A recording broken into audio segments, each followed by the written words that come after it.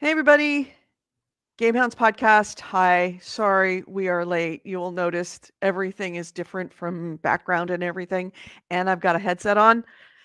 The reason being is Nick put it very well to the Discord. What did you tell the Discord? Your PC's trying to unionize all your electronic devices. Yep, that's exactly what's happening. My my desktop stopped working. Like it just was not happy, and like could not get it to restart properly. I see it has managed to restart now, but it's struggling. Pulled out my good gaming laptop, it won't recognize my headset microphone. So fortunately, let's hear it for Dell 7410s, like the absolute bulletproof, throw it around, punch it hard. It's a workhorse, and they're not very fast. They're not very big, but man, they work. They absolutely work.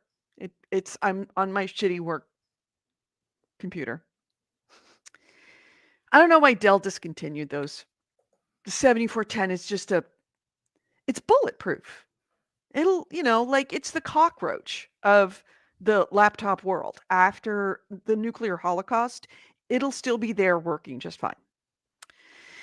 So, you will notice that things might be a little bit different today, other than just all this. Is I have not brought any news, and you might have a clue by the title of the show.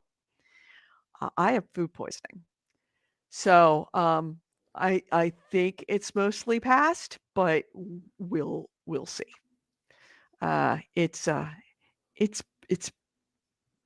been a morning, let's just say. And guess who gave me food? Guess what gave me food poisoning? Um, the gas stop chicken.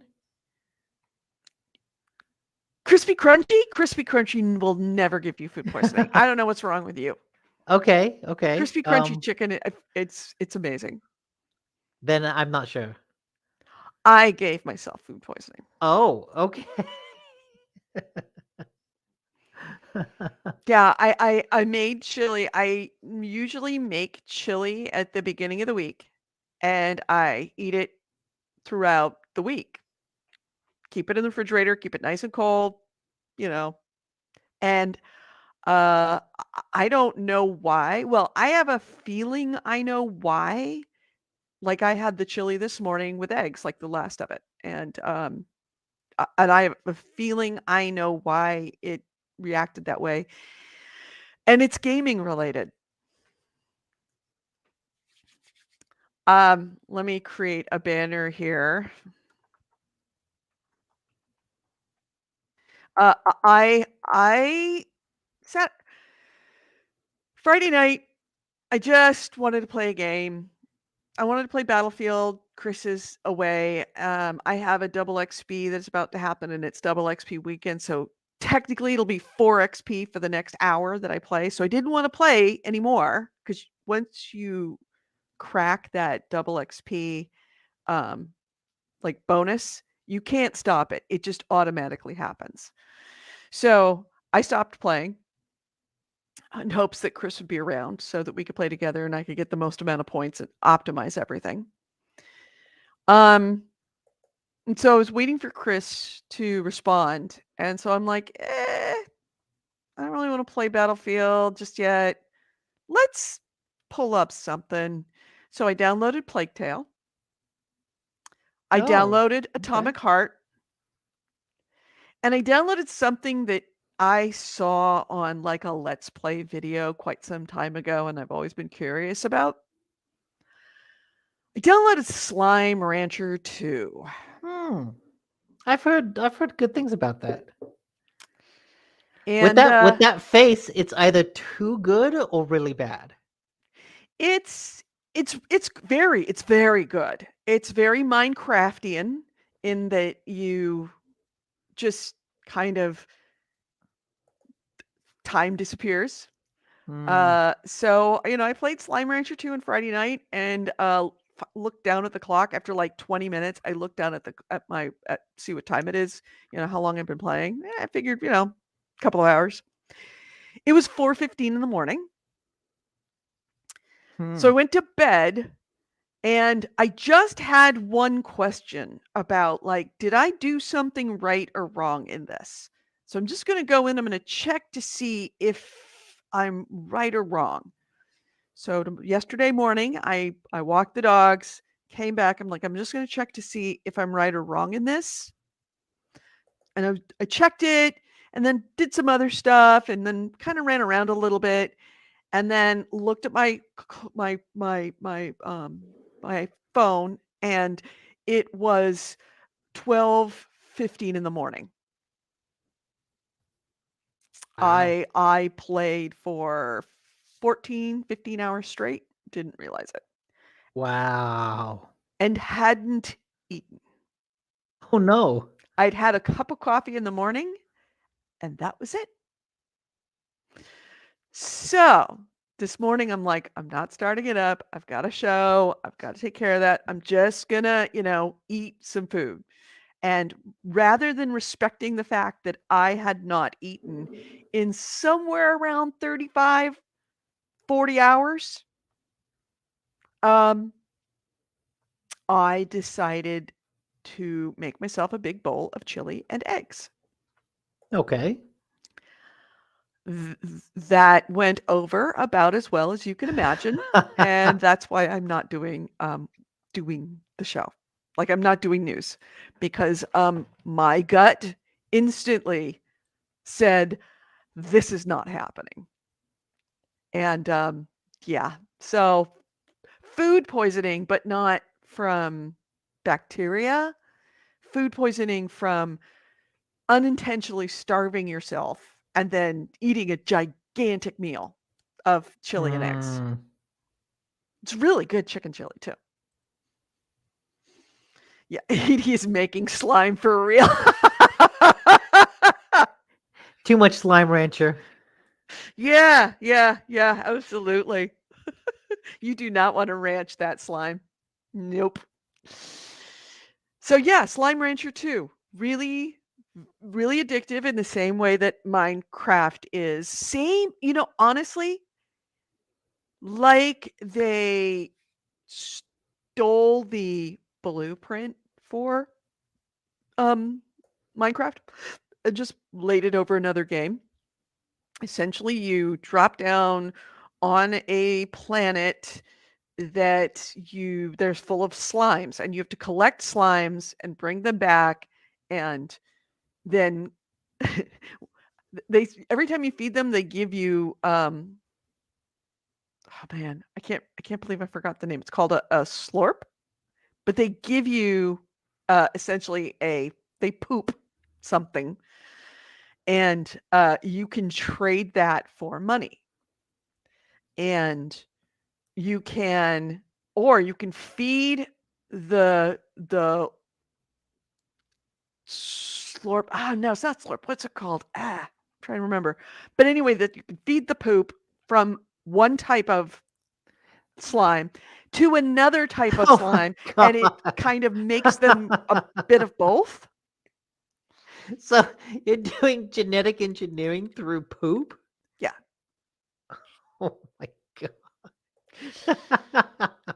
And there's something of a story in it, but I cannot figure out what the story is. Essentially, it's a bunch of people calling you from home saying, "Oh, you've got you just like your grandfather, you're a slime rancher now."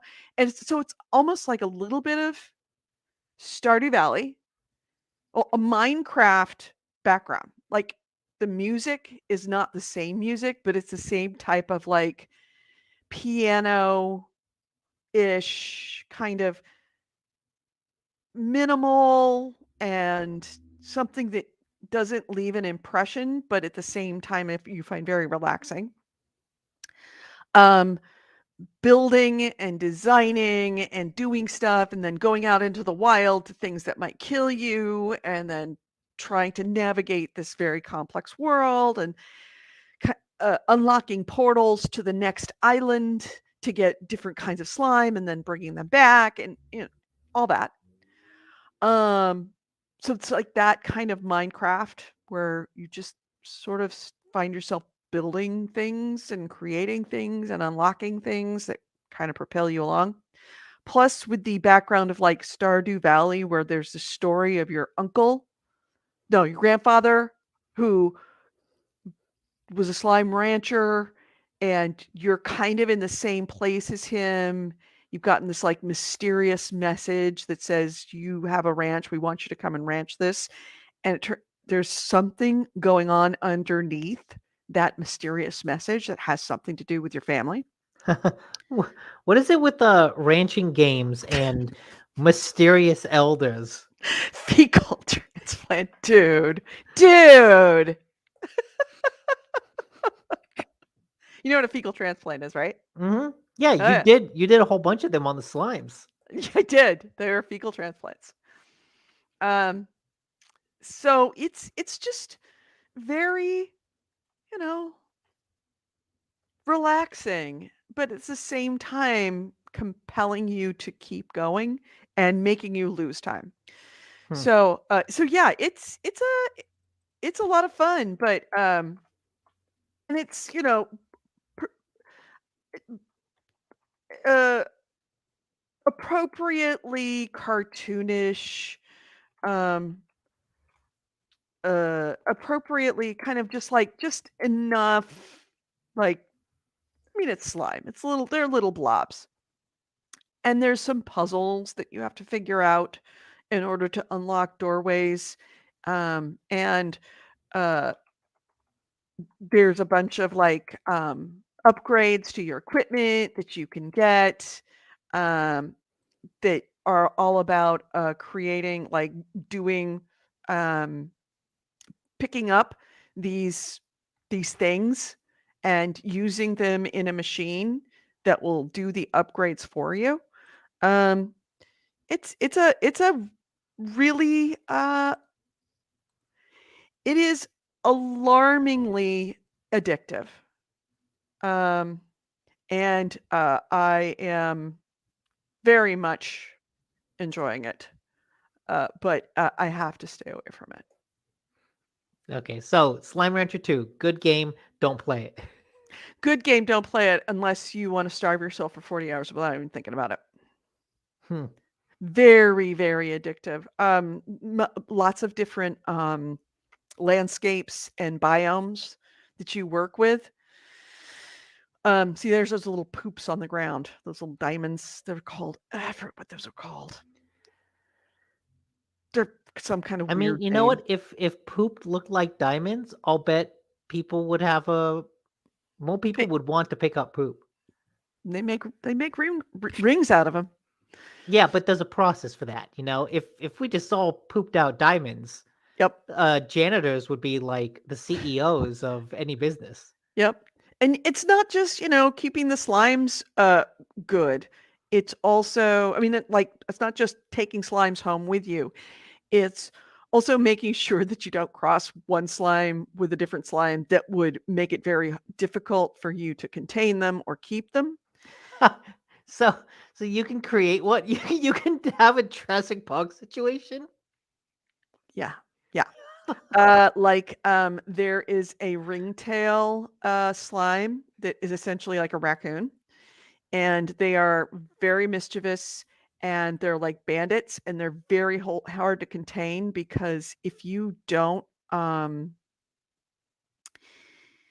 you feed them too much so that they're comfortable, then they start to get super mischievous and will break out of their enclosure and essentially make themselves uh, destroy your ranch. And if you mix that with like what they call a boom or a flame um, slime, so everywhere they go, they set fire to stuff or explode stuff. That would be horrible to do that. That would be a nightmare. So you have to make sure that, you keep your slimes happy. You don't let them starve. You have to become a farmer and farm particular. Different slimes have different diets. Some of them are vegetable. only. Some of them are fruits and vegetables. Some of them are just fruits. Some of them are meat. Some of them are everything. So, and then of course creating them a biome where they're good. Some of them are nocturnal. If they're exposed to the to sunlight, they'll die. So you have to put them in caves or create Huh. UV screens for them. So it's not just stick them all in a cage and Yeah, you're do creating stuff. like a zoo. You're creating like a zoo. Huh. And what are those? Yeah, so Oh, those are hunters. Okay, I haven't discovered those yet. this looks like a first person shooter, the way he's moving around collecting things. So it's Right. It's that gun doesn't shoot. It sucks and shoots. So okay, it's cuz essentially a vacuum that also can expel things. So you can pick stuff up and then shoot it out. is that how you collect the slimes? Is Mhm. by like okay, Mhm. Yeah, cuz let me they're every I was expecting more of like a slow-paced farming game, but this is no. he's running around Let me blasting let me see things. where he was let's see. Okay. Yeah. When he feeds that Gordo, see if I can get to it. And you saw him suck up all the slimes to get the Yeah, hunters. the hunter slimes, yeah. Yeah, yeah, he just sucks it up with a gun. And then you could also spit stuff out with the gun as well. And that's how you bring slimes home. And then, like, he's about to put it in the corral. He's going to put a high wall so that they don't escape. He's going to put an air net so they can't jump out. And then he's going to shoot them out. So he sucks them up and shoots them out. Hmm.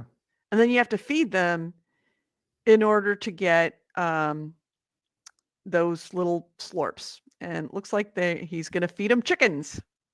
So you have a chicken coop so that you can raise chickens to feed your meat eaters. And yes, when they eat them, but you don't really see anything happening. They just but when they're done, there's a big blood Oh, smear on the bottom. jeez. So yeah, this is looks like a cute Jurassic Park. It's a cute Jurassic Park kind of situation. Yeah. And there's a comm center where you can go and talk to your friends, and they keep on telling you stuff. Those are cube berries. Um, my favorite one is the heartbeats, which is a vegetable, Ha. little beet shaped like a heart. And yeah, so those are water cabbages, and you get extra poop when you feed them things that they like, their favorite foods. And yeah, that's how you feed them. Hmm. And yeah, plort, that's it is, plorts. They're not poops, they're plorts. And then you collect your plorts, and then you go and there's a stock exchange, a plort stock exchange. So if you sell a bunch of plorts one day, then the prices will drop. He's going over to the stock exchange now. You can see the prices. And if you sell a bunch of plorts of one kind, then stock drops. So you want to hold your plorts of that kind. You never want to sell like the same kind 2 times in a row, especially if you're flooding the market with like 100 of them. Um, and yeah, it's a very, very interesting game. And of course, everybody's game is different because you're going to cross different slimes with different slimes. So Yeah. they're all going to have parts of their own, like a mixture of their categories. And that's a very much that's a strategy. Now this game has been out for quite some time, and it's free on Game Pass. So, yeah, thank God I didn't spend any money on it because I'm gonna have to stop playing it very soon. And yes, you can die. I have done that a couple of times, and you lose everything on you, and I've done it with very, very rare slimes. Oh, that made me mad. Oh, and it's a roguelike in that well, it's not a roguelike that in that you die, but there's no, like, save points. It's whatever happens, happens, and you can't undo it. Okay. Huh. So, And this is on Game Pass? this is on Game Pass. Okay. Yeah, very, very relaxing. There's other than like, oh, and you have a jetpack. That's the only time that it ever gets really kind of dangerous is because then you can explore the verticality in places that you've been before and find, like hidden caves and uh secret resources that you weren't accessible to you. So sometimes it's a bit just the landscape itself is a bit of a puzzle. Hmm. Yeah, and every once in a while you come across feral, an area of feral slimes which are aggressive, which sometimes they're usually between point A and point B, so you have to kind of navigate the feral ones. So yeah, Gotta, huh. it's a super super fun game. But it and all of the milestones on it are sufficiently close, but not too close. Just far enough that you really have to work to get to that point. Okay, Ooh, but close enough that you're like, I could do this. Like, yeah, give me 30 more minutes and I can do this. yeah, Huh. exactly. Yeah, this guy's running through it. I do not run through it like this. I'm trying to see if I can find This is one like that a is. Slime Rancher speedrunner. It looks like a speedrunner, and there are absolutely people that speedrun this shit. I'm sure. Here we go. Sleepy long play. Um, and yeah, it's you spend a lot of time like, okay, do I want to sell this now or don't I want to sell this now? Do I want to uh, do do I feel like have I got too much to do? Did I feed my slimes back home? Because if you leave without feeding your slimes, then when you come back, they're all starving. Now, they don't starve to death, fortunately, but um, they will get very aggressive and they'll try to escape. And they may very well get out and then destroy your crops. So you have to kind of keep them happy. So yeah, his guys, you can see what the verticality is. You're gonna try and jump That's it? a You can do it. You can do it, dude. You can do it. You can that's do a it. big world. Yes, it's huge. It's massive. You don't think of it being massive, but it's absolutely gigantic. This is like, I mean, what you've seen is just a tiny bit. I don't even know how many islands there are in this. Every time I'm thinking like, okay, there's 4. Because the beginning of the game, you're in an area and there's 4. Mhm. Clearly 4 that we'll go through. Well, ended up being 2. I'm like, okay, well, there's 2 islands, and then there's islands on top of islands. Like you'll go into another island, and there'll be 2 or 3 more portals in that island. So everything branches off, and then in order to get back to that place, you kind of have to remember how you got there because you can't set a waypoint, which is frustrating as fuck. Because Mm. as you can see, when he keeps on going to the map is hidden until you find you have to find these consoles and hit the button and then the area of the map is revealed, a bit like curious explorer, curious, what was the adventure, the explorer Oh, the game, Curious Expedition. expedition, that's what it was. Curious Expedition, a bit like Curious Expedition in that you have to wait until, and you can be in that space and not be able to see the map. Like he is in a space right now where he can't see the map, which Hmm. means that he may not be able to navigate his way back. Um, Yeah, it's just what you see and Right. I mean, if Which, he's lucky, he might be able to navigate. If he's got a really good memory, he can do it, but it's hard. I mean, a lot of this is like, oh, I fell down into a valley. Shit, how do I get out? Mhm. Hmm. So yeah. And yeah, these are like little these are Gordos, I think there are, so that you've gotta give them, like, what their diet is of that particular slime, and then they will explode and, show something, give something to you. Sometimes it's opening a new portal. It's surprisingly addictive in the way that that Minecraft was surprisingly addictive. I spent many and many, many nights digging, just Is he digging rated? holes. Oh, there we go. He found the little thing Oh, to clear is he the said map. the game is still in early access on Steam? Is it But really? wait, isn't there a Slime Rancher 2? There, yeah, this is Slime Rancher 2. This is How Slime is Rancher it? 2. At least I think I'm playing Slime Rancher 2, right? Yeah. So it's it's fun. But warning, set yourself a timer Hmm. because every time you get a surprising amount of recipes as you go out into the world, like this Violet Warp Depot, um, that every time you do, oh, he almost died there.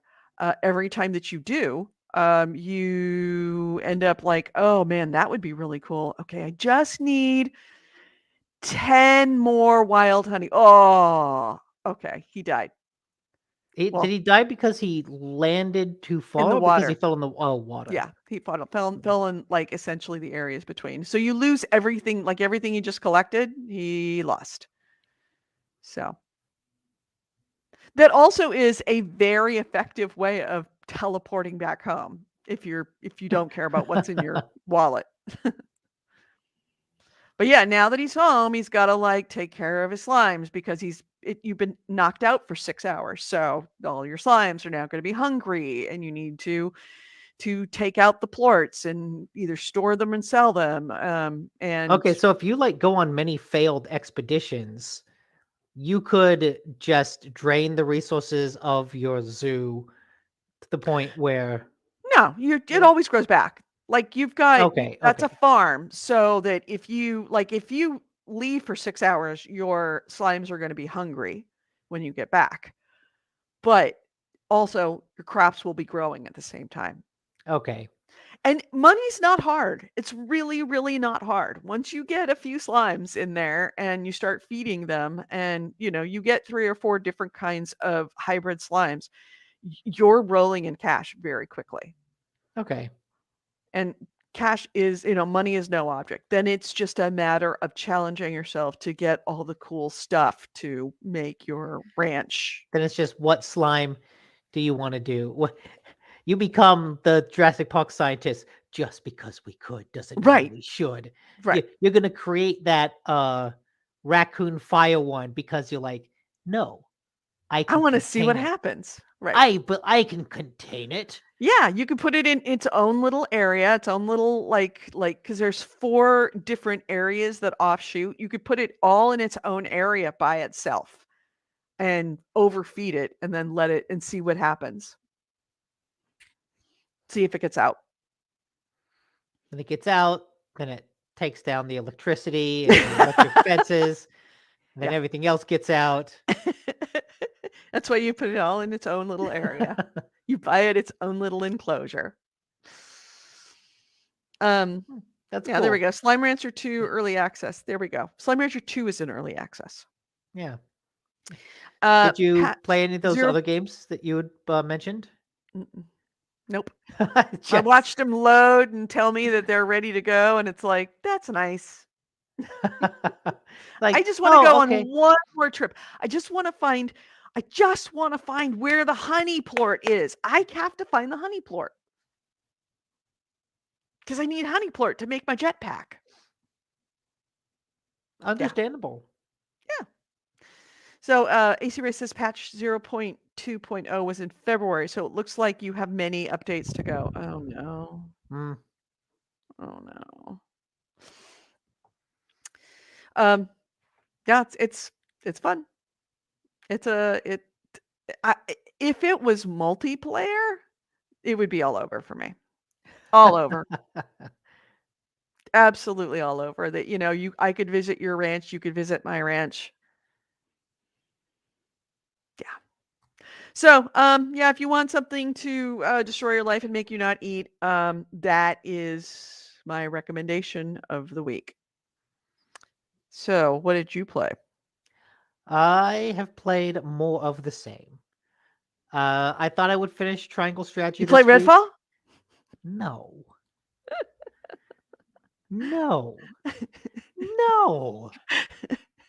I looked at it too. I looked at it and thought to myself, should I go in again? Just what Although or we can get to it in news, but now that you put 10 hours into Redfall, you got to put 10 no. hours into No, another girl. game No, and no, compare them. no, no, no, no. Because I don't think it's. I mean, if it's on Game Pass, yes, but I am I don't not think it spending. is. I am not spending $70 to experience that bullshit. Okay. Yeah, Triangle Strategy, still playing it, still enjoying it. Um the story is, it's not that like, oh, the game keeps going. It's just that like I generally play for like a couple hours a night. And Hmm. so if I skip a night, that's like I don't play a whole lot over the course of the week. Um but the story is interesting in that it kind of, like I said in the beginning, it kind of took a while to get into the meat of the story. And now it's like, oh, it seems like the war is over, but the story kind of keeps going because we haven't really resolved the conflict. Like we had a fight, we pushed the enemy back, but the conflict is still ongoing. It's just that, hey, we retook a lot of ground. But now what? Like the political alliances have shifted, even though like the borders are kind of back to the state they were in the beginning. The political alliances have completely shifted around. So now what's going to happen? And it's interesting to kind of see it not just end at like a border dispute, but kind of get into, hey, why did these people invade? Even if they've been pushed back, they still have something. What do they want to do? Hmm. But what one thing I haven't mentioned about the game is the way the XP system works. I think is really great because it means it cuts down on grinding and the need to grind. The way it works is the experience you get in a fight is determined by like the level of the battle. So let you go into a battle that's level 20. Some of the enemies in there could be lower than that, some could be higher than that. But the recommended level is 20, and that kind of determines how much XP you gain from anything. And so if I attack a guy, I'll get 10 XP. If I have a character below the recommended level, if I have a character that's Hmm. level 19 in a 20 recommended fight and I hit someone, I'll get 10 XP. If I have someone use an item, they get 10 XP. If I have someone heal, they get 10 XP. So it doesn't matter what action I use. It doesn't matter if I'm using a support character or an offensive character or a defensive character. All of their moves still reward me the same XP. Hmm. If the character is 2 levels lower, they'll get like 25 XP for the same action. If they're 3 levels lower, they'll get like 50 XP. And so that means there was one fight where I brought in a character that was like 5 levels lower, and I just had her go into a corner and use items. And she leveled up like 3 times because every time she did a single action, because she was lower than the recommended level, it would just immediately give her 70 XP for using an item and boost her up. And what that also means is it works at inverse too. So if the recommended level is 20 and I've carried this level 21, they'll get 4 XP for every hit, not 10. If Hmm. they're 2 levels above, they get 2 XP. So the game is kind of constantly just keeping you in line with the recommended level of the fight. it's structured in a way that anyone who's lower kind of gets a boost, but the moment you go higher, it really slows down. Mhm. And it just prevents you from needing to grind. But also, if you try a fight and you lose, you keep all the experience that you gain from that fight. Oh, that's nice. Yeah. So in a lot of times when I'm in like a really hard fight, and I know I'm going to lose, I'll just kind of treat it as a training exercise and think, okay, I'm going to Right. lose, but I'm just going to throw this person into the churn, have them attack a couple guys and get the XP. They're going to die, but whatever. I'm going to lose anyways. So I just want to get them the XP. Right. And a lot of times that's made the difference because the next time I go into the fight, the characters are a little stronger and I win. So it's a cool leveling system that, like I Y said, prevents the need from having to grind out fights, but also keeps the difficulty from like it still manages to stay difficult. I don't know why developers insist on holding to that ancient trope of you can fight, especially with a turn-based strategy, like against a whole army.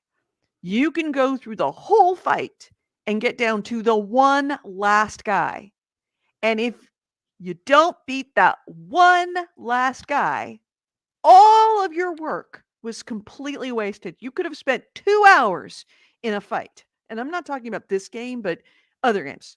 You could spend 2 hours in a complex battle, like intense battle, and make one wrong move at the end of the fight, and all of those 2 hours are wasted. I don't know why there are not more games that don't penalize you like that don't force you to grind out that game like Yeah. that. That's like, hey, just let me And the it's stuff I earned in the fight, let me keep it. let me keep it. Yeah, it's a it is I think it's something that is just like an accepted thing that happens in all games that needs to be reevaluated because it does make a game grindy no matter what.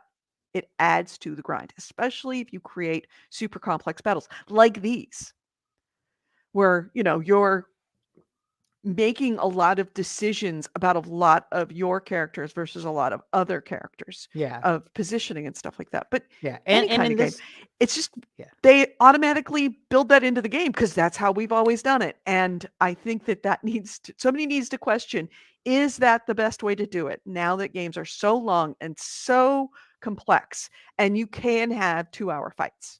Like Melania, if you kept, well, you wouldn't because that's Dark Souls. But I mean, well, I guess you would only the thing is with Millennium Elden Ring, you only get the XP if you defeat her. right, that's what I Right? mean. Is that if each time that you were able to increase, you actually got rewarded so that beating her became slightly easier. But that's not against like the whole like Also, I don't know if that would mindset of Dark Souls. I don't know if that would make beating her any easier. Yeah. I I leveled up a lot. She still kicked my ass. Yeah. Well, you got through it. I This I did. channel needs more cleavage. Oh man. I hate you, Coley. Ugh, Get man, you my didn't chest hair. yeah, you got Nick. Uh, Yeah, I'm sorry. I had to if you're just joining now, Goalie, I had multiple computers fail on me.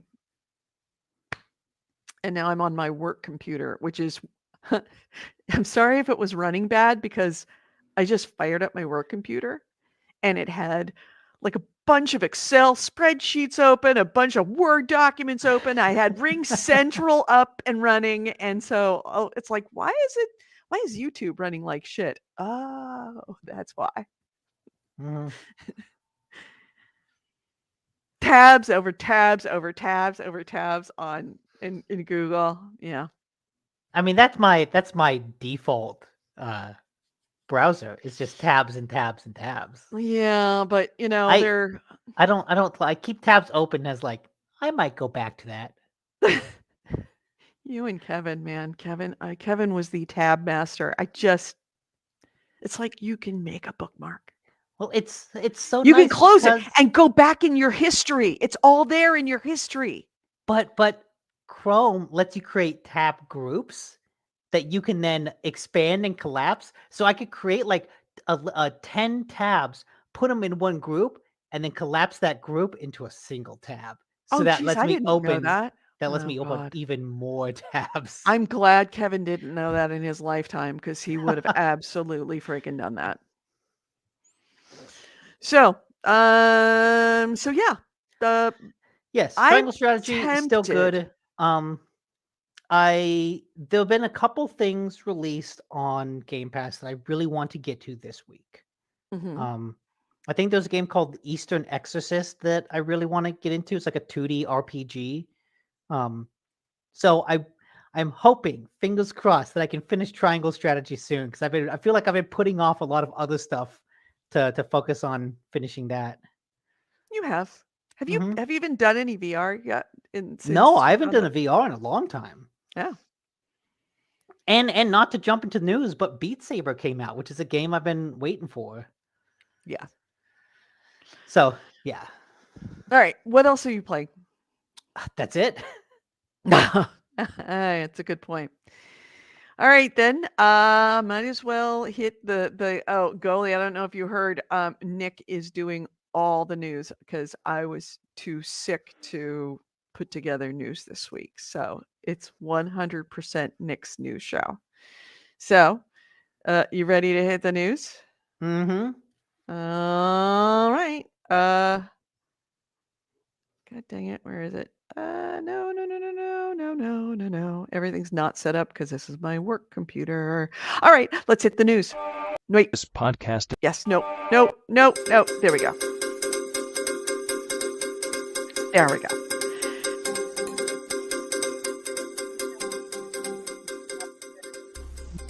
Dave Gamer Edie and Nick DiNicola. And our first item is, oh my God, did you just hear the pitch shift that just happened? Maybe. Anyways, That's weird. I It's think we have a boring. ton of exciting news. And so Yeah. I'm going to jump into what is absolutely like the biggest news of the week. You know, and I know that that's not the case. But go ahead. This is the groundbreaking. This is world-shattering stuff. The Bay Area Rapid Transit System now has anime mascots. Really? Mm-hmm. There are 4 characters. Did you not make a thing? No, I did make a thing. See, Embracer Group, Nintendo's Middle Gear, Oh, I Move guess I Over didn't. Redfall. Nope. Oh. Okay, I'll let you do that instead of Go ahead. embrace you.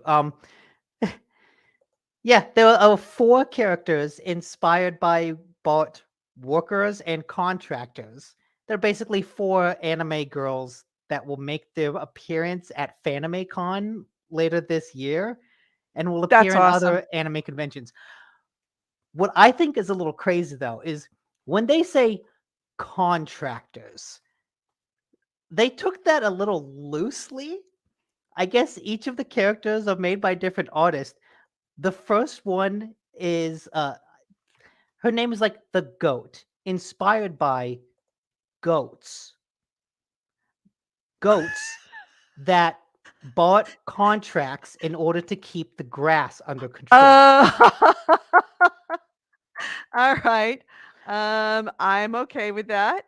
Another one of them has a pet hawk because Bart They have the apparently hawks. contracts hawks Hawks to to get rid of keep the pigeons. pigeons in control. Yep. And then one is actually a worker, and one is, I don't know, like some sort of transit fan. But I was reading a description and thinking, wait, bot contracts hawks and Yeah. goats? Yeah, they And do. They contract falconers, actually. Yep. so Yeah. it is I was laughing as I was reading the Kotaku article about this because it's so Okay, weird. here's the it looks like there's the goat. Yeah, that's the goat, which also not very goat-like. Yeah. For being inspired by contract goats, I Well, was do you really want expecting. her then do you want her to really be like like okay, there's the falconer. Mhm. Okay, hold on. There is the Bart Rider, the transit fan. That's Jasmine. I mean, I don't need her to be a furry, but at least give some goat horns, Yeah, right? okay. Yep. So it looks like there's this transit rider, there's the transit worker, there's the falconer, and there's the goat. The goat herder. Goat herder. The shepherd. Yes. Shepherd. Um, that's So, kind of cool. yeah, yeah, the Bay Area will never be the same. No, no, it's not. And that's a good thing. Mhm. That is a really good thing. Yeah. Um, And so after the world saw this and mhm. recovered from it, Sony put out a showcase and announced a lot of games. Overall, I think the reception to the Sony showcase was a little bit muted because they didn't really show a whole lot of first party stuff. Yeah, I missed the showcase. So what did they show? Probably some of the biggest things they showed are a Metal Gear Solid 3 remake, Alan Wake 2. Mhm. They showed off a lot of Spider-Man. They showed Mhm. off Project Q, which is Sony's like not streaming handheld device, but remote play handheld device. Okay. Um, I'm gonna look at this article to kind of go over some of the bigger ones.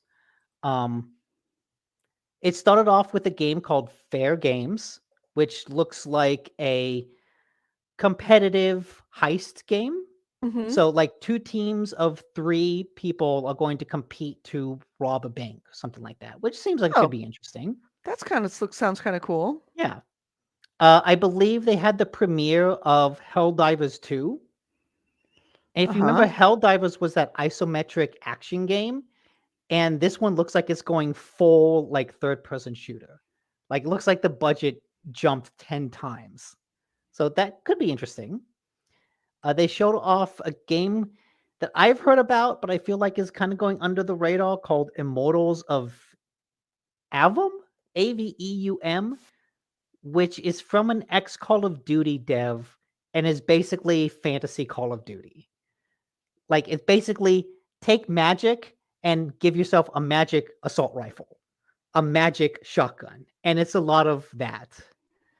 I'm pulling it up right now because that sounds awesome to me, actually. Watching the gameplay video, it actually looks a lot like Doom because of the speed of it and how fast the character is like running around shooting at things. Mhm. And so it's multiplayer? I don't know. It might have a multiplayer. What they showed is basically just the story campaign. So I don't Uh-huh. know if there's going to be a multiplayer component to it or not. I haven't actually heard about that. Because I mean, you said it's a Battlefield. A Call of Duty. Oh, Call of Duty. Okay. So if he's Call of Duty, then that would be kind of cool is to have a Battlefield or Call of Duty type game, but instead of guns, make it like magic and Yeah. I mean that's basically what it looks like. that's I'm wondering why that hasn't been done before because I think that sounds amazing. Am I the only one, like, that thinks that's a good idea? Because it But clearly not because someone made that game. right, but, I mean, some people there's a lot of people that could make a game like that and everybody go, "Ugh, that sounds awful." But that doesn't sound awful to me, and I'm wondering why no one has done it before. Why hasn't anyone done it before? I don't know. We'll have to see. We'll have to see how good it is if it Chat, lives up to that. is this interesting to at all to you, or am I like I mean, obviously I might be a lot, but like to me that sounds like amazeballs. Just curious if I'm the only one. AC Ray says, "Will the game feature multiplayer or co-op?" Yep, that's what it is. Immortals answer, Immortals of Avum is a single-player first-person magic Mm, shooter. okay. Why? Why? Would it be that hard to, like, switch out guns for, like, magic spells? Mm. Just saying. First person, meh, yeah. Alright, so that doesn't then, all of a sudden, the interest it's just now it's just another magic game. I don't Oh, know. well. I'm more interested in it for being single player only because I don't want to play online. Mhm. But one of the other things they showed off is a game called Phantom Blade Zero, which I think is one of the more interesting ones they showed off just because it showed a whole lot of really intricate combat that as you're watching it, you think, how is that possible? Like what are the controls actually going to be like for controlling this really intricate combat? Like there's a really neat scene of the guy on this carriage and two people on horses on flanking him. And in like a martial arts movie, he's got a sword and he's flicking it back and forth, left and right, block, block, block, block, block. And it looks really cool. But again, it's like, well, how does that play in gameplay? What are the controls of that? Is that just a quick time event that I'm mashing like the block button to have him do that?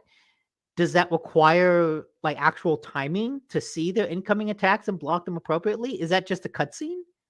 I don't know, but the gameplay at least looked interesting enough that I'm curious to see more of it. Yeah, I'm trying to find all these things that you're talking about, and it's just like literally a luck of the draw. It looks like they went through so many games. There's a ton. Oh my god, so many games. Anyway, all Um, right. yeah, they showed one. I think I can see on your screen. You're looking at Foam Riders, which is basically Splatoon. Which I Mhm. honestly, I think that's a fine idea. Mhm. Everyone loves Splatoon on Switch, so if Sony's just gonna like, hey, or if I don't actually think it's Sony, I think it's a multi-console thing. Hey, if we're just gonna make a Switch for a Splatoon for Xbox and PlayStation, that seems like a relatively fine idea. Uh, One of the more interesting things about Foam Riders is that the colored foam that you put down to mark your territory is three-dimensional. And so instead of just the paint like in Splatoon, you can Right. stack the foam on top of each other. Oh, neat. And so you can kind of create you can change the environment. You can create mountains and hills and spires with that foam. Yeah. They a game called Sword of the Sea, which basically is if Journey had a surfboard and you could surf the sands. Right, I saw that one. That looks so cool. Yeah, that one I'm really interested in. Yeah, I mean, so is it sea or is it sand? Because It's I'm seeing it's both. it's Sword of the Sea. But it looks like the sand undulates like waves. Oh, I see, okay. There we go. Yeah, I was, as I was coursing through, I'm glad that you mentioned that because that looks Foam. so cool. No, AC Wraith s corrected me. It's foam stars, not foam riders. oh, foam stars. Okay. Yeah, and this is that we're looking at here is Sword of the Sea, Mhm. Yeah. which yeah, Journey with a magic sword surfboard board. I could get into that. Mhm. They showed off the Talos Principle 2, Mhm. which goalie should be excited for because I think he really loved Talos Principle 1, right? I believe so. I think he did. If I don't know why I was out waiting for him to answer. Yeah, I'm glad, and that's. I think that shouldn't have been a surprise. It was enough of a hit to merit a repeat. Yeah, I'm just surprised it took this long. Yeah, it's been so long that I have to remind myself what the Talos Principle is, and it's coming out this year, which is Yeah, also surprising that it's coming that soon. yeah. If you want to remember what Talos Principle was, it was laser pointers. Remember, you have the lasers, you shoot them at a mirror. It was laser pointer the game. Laser pointer of the game. Yep. All this philosophy around it, but really, hey, shoot this laser at this point and do that 18,000 times. Which I mean affectionately, because it's a really fun puzzle game. Yeah. All right. So next.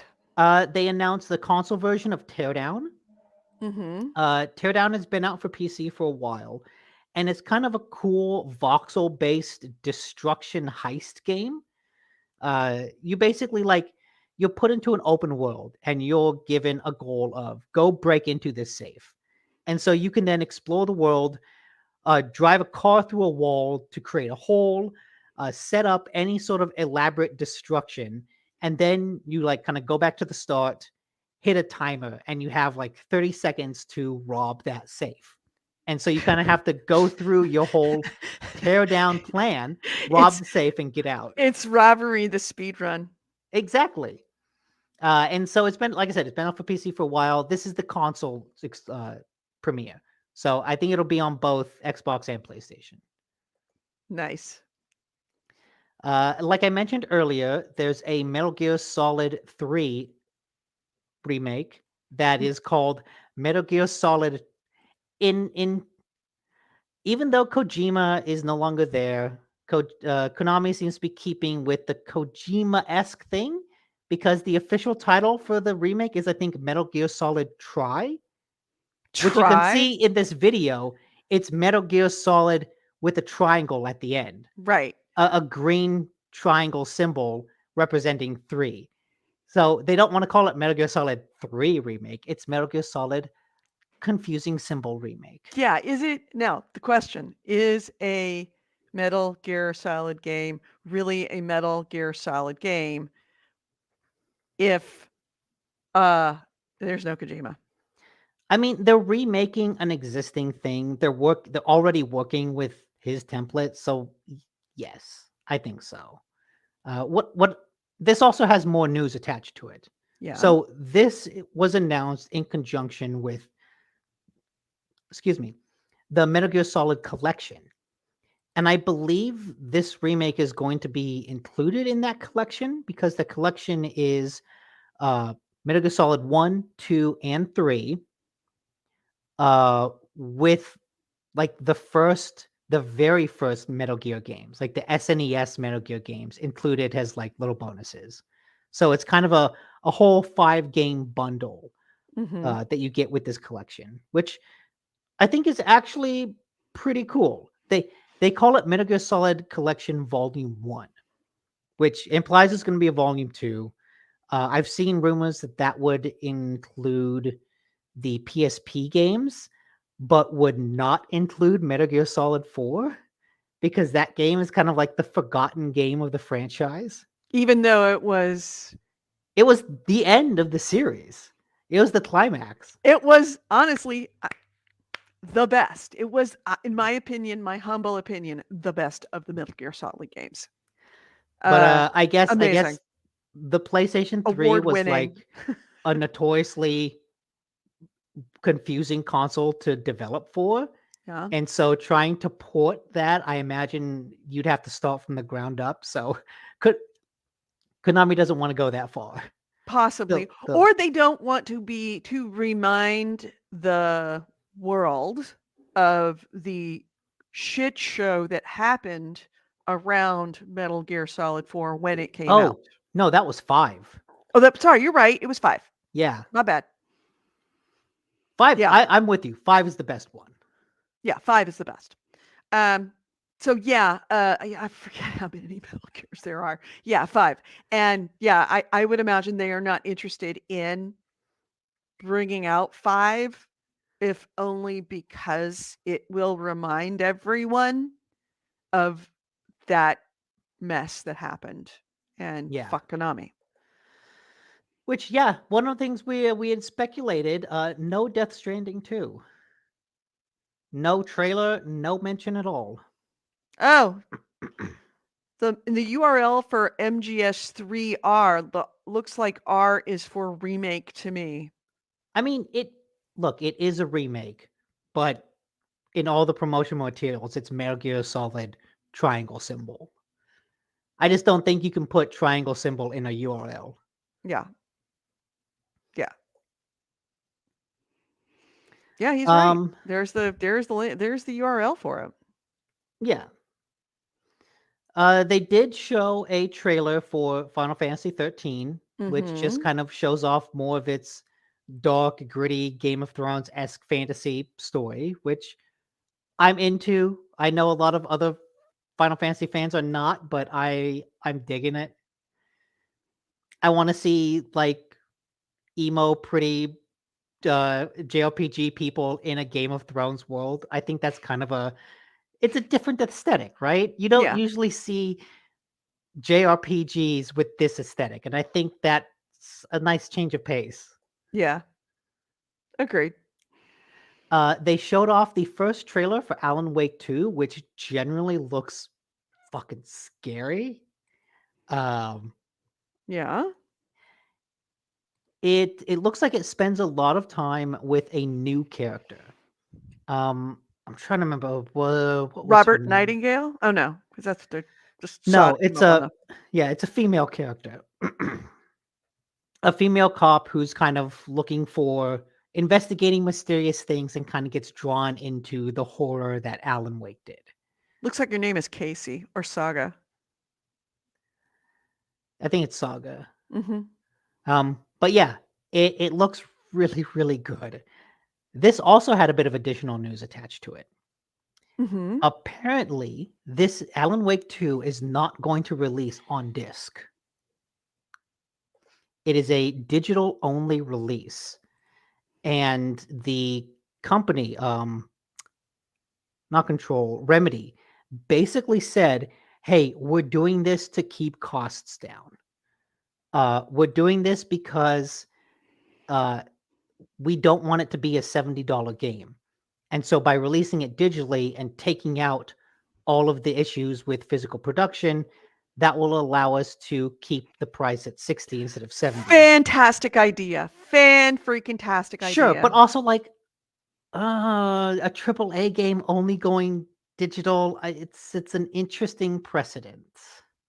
It's I I I don't know why that hasn't happened. Well, I do know why that hasn't happened sooner. It's people like you who it's not insist on just having discs. it's not And just people like me. I think it's a fine idea, but I think that the disc version of the game should reflect that the disc version costs much more to produce than a digital version. $60 for the digital version, 75 or 70 for the disc version. Mm, If you want your disc, you need to pay for it because I agree at this point. Games have been $60 forever, and it's not okay. Yes, they are selling far, far more of them now. A good, successful game, far, far more of them. But it means that it's much harder for games to break even. Therefore, it's much harder to say, let's make number two. Let's make a sequel. So a lot of sequels are not being made. And it is because, well, not because, one of the reasons why is because the profit margin is so damn small at this point. And I can't believe I'm arguing this, but it's been 14 years that I argued the other way. Now I'm arguing the margin is so small at this point that either they have to raise the price of the games or they have to lower the cost of making the games. And if having a disc and sending them out is a significant cost, and I can't believe it's not a significant cost, then people that want that have to pay for it. Because right now, people like me are subsidizing that. You sure. get what you pay for, and if that's what you want to get, you got to pay for it. And I may be, not super popular for saying that, but as somebody who is digital only, I hate the fact that a publisher has to sell 4 or 5 million more than they used to back in, 10 years ago. Just simply because we refuse to pay more than $60. We will $70 games are here to stay now, but I this is $10 since uh, when that started 14 years ago? That's I not a lot. I think this is less of an issue of the cost of the game and more the issue of the preservation of it. Mhm. I still have my special edition disc version of Alan Wake because it came with like an actual in theory, it came with a book of Alan Wake's actual horror writings, and that was such a cool physical bonus. Um, and knowing the sequel is only digital, though that's fine as long as these digital storefronts remain up. Mhm. And sure, like PSN has been up for a while, Xbox has been up for a while, but we've seen Nintendo shut down like the Yes. eShop for its the 3DS. I think they did it for the Wii just recently. Um, it's like the I digital forgot I did storefront that. is fine until it closes and you lose everything. Right. I 100% agree with you that going digital only, there is a significant risk to that. But number 1, when was the last time you actually played that disc? I mean, I have what Triangle Strategy is a cartridge. Yeah. I bought the cartridge of that. All right. But when was the last time you played that Alan Wake disc? When Oh, was the not for a years? while, but you know what? I still have it. Right. And And and and I I could play get it. that. I get that. That is like the argument of why some people absolutely love books. Yeah. Love And books. Love the smell of them. They don't think that you are truly a lover of books unless you have a library full of physical books. Meanwhile, I did not read books, but I read every single night. I've shown you my record on mhm. Amazon Kindle because of digital books. I read a full book right now once every 2 weeks. I've read more books in the last 5 years than I have like by magnitudes the entire my entire life, and that includes when I was in school. Yeah, So, and yeah, the digital does provide an absolute ease of use. You know what I and also the have? digital I version have the of Alan books Wake is remake. cheaper. The I have the digital Alan Wake version remake digitally. So good. I bought that game again digitally. Right, but the digital version of books on Amazon is cheaper than the actual physical copy, and that makes sense because a Oh yeah. physical copy costs a hell of a lot more to make. So my I have digital comics got me into comic books. My Comixology library is fucking gigantic Yeah. because Comixology, like at its true heyday, had these insane sales where I could pick up a run of like 20 volumes, like not the little paperback issues, but like the thick hardback, not hardback, but like the thicker volumes of comics, 20 of them for like $20. Mhm. And I bought so much. I have such an insane backlog. Yeah. But when I It's a bit read like Steam games. yeah, but when I read a comic that I like, when I read a comic and I put it down, I finish it and I'm like, "Fuck, that was amazing. That was really, really good." I go out and I make a point of buying a The f hard copy. a fi if I can get a hard copy, that's even better. Just I want a physical version of that to put on my bookcase because I know Amazon can't take that away from me. I've I'm looking into, um buying I have my eyes set on a new iPad. Not because I don't like the current one, but because I want one with as big of a hard drive as I can get so that I can download that entire library to it and basically make that be my dedicated digital comic iPad because when Amazon, let's face it, inevitably shuts down Comixology, I'm going to download everything Mhm. and take it off the internet and be like, this is mine. I don't want to lose this material that Right, I have. I right. have I have an 8 terabyte hard drive that I can connect to the PlayStation. And I have plans of just like, okay, if Sony ever goes under, I am downloading the entire PlayStation library You have to this your emergency SSD mhm, ready to to go this for the 8 terabyte drive. You probably don't have an earthquake preparation kit, but you have a Sony apocalypse kit ready to go. You see? And what's more likely to happen in California, huh? Yeah, I see AC right Wraith is right. You can make backups, just crack the digital rights management for games that have any. Alright, I am not arguing that there is not a value to physical games. That is not what I'm saying. I'm not saying they shouldn't exist. I'm just saying that they should be priced for what they cost for. Thank So you. proud. Yeah, you're True proud of gamer. it too. Oh, yeah.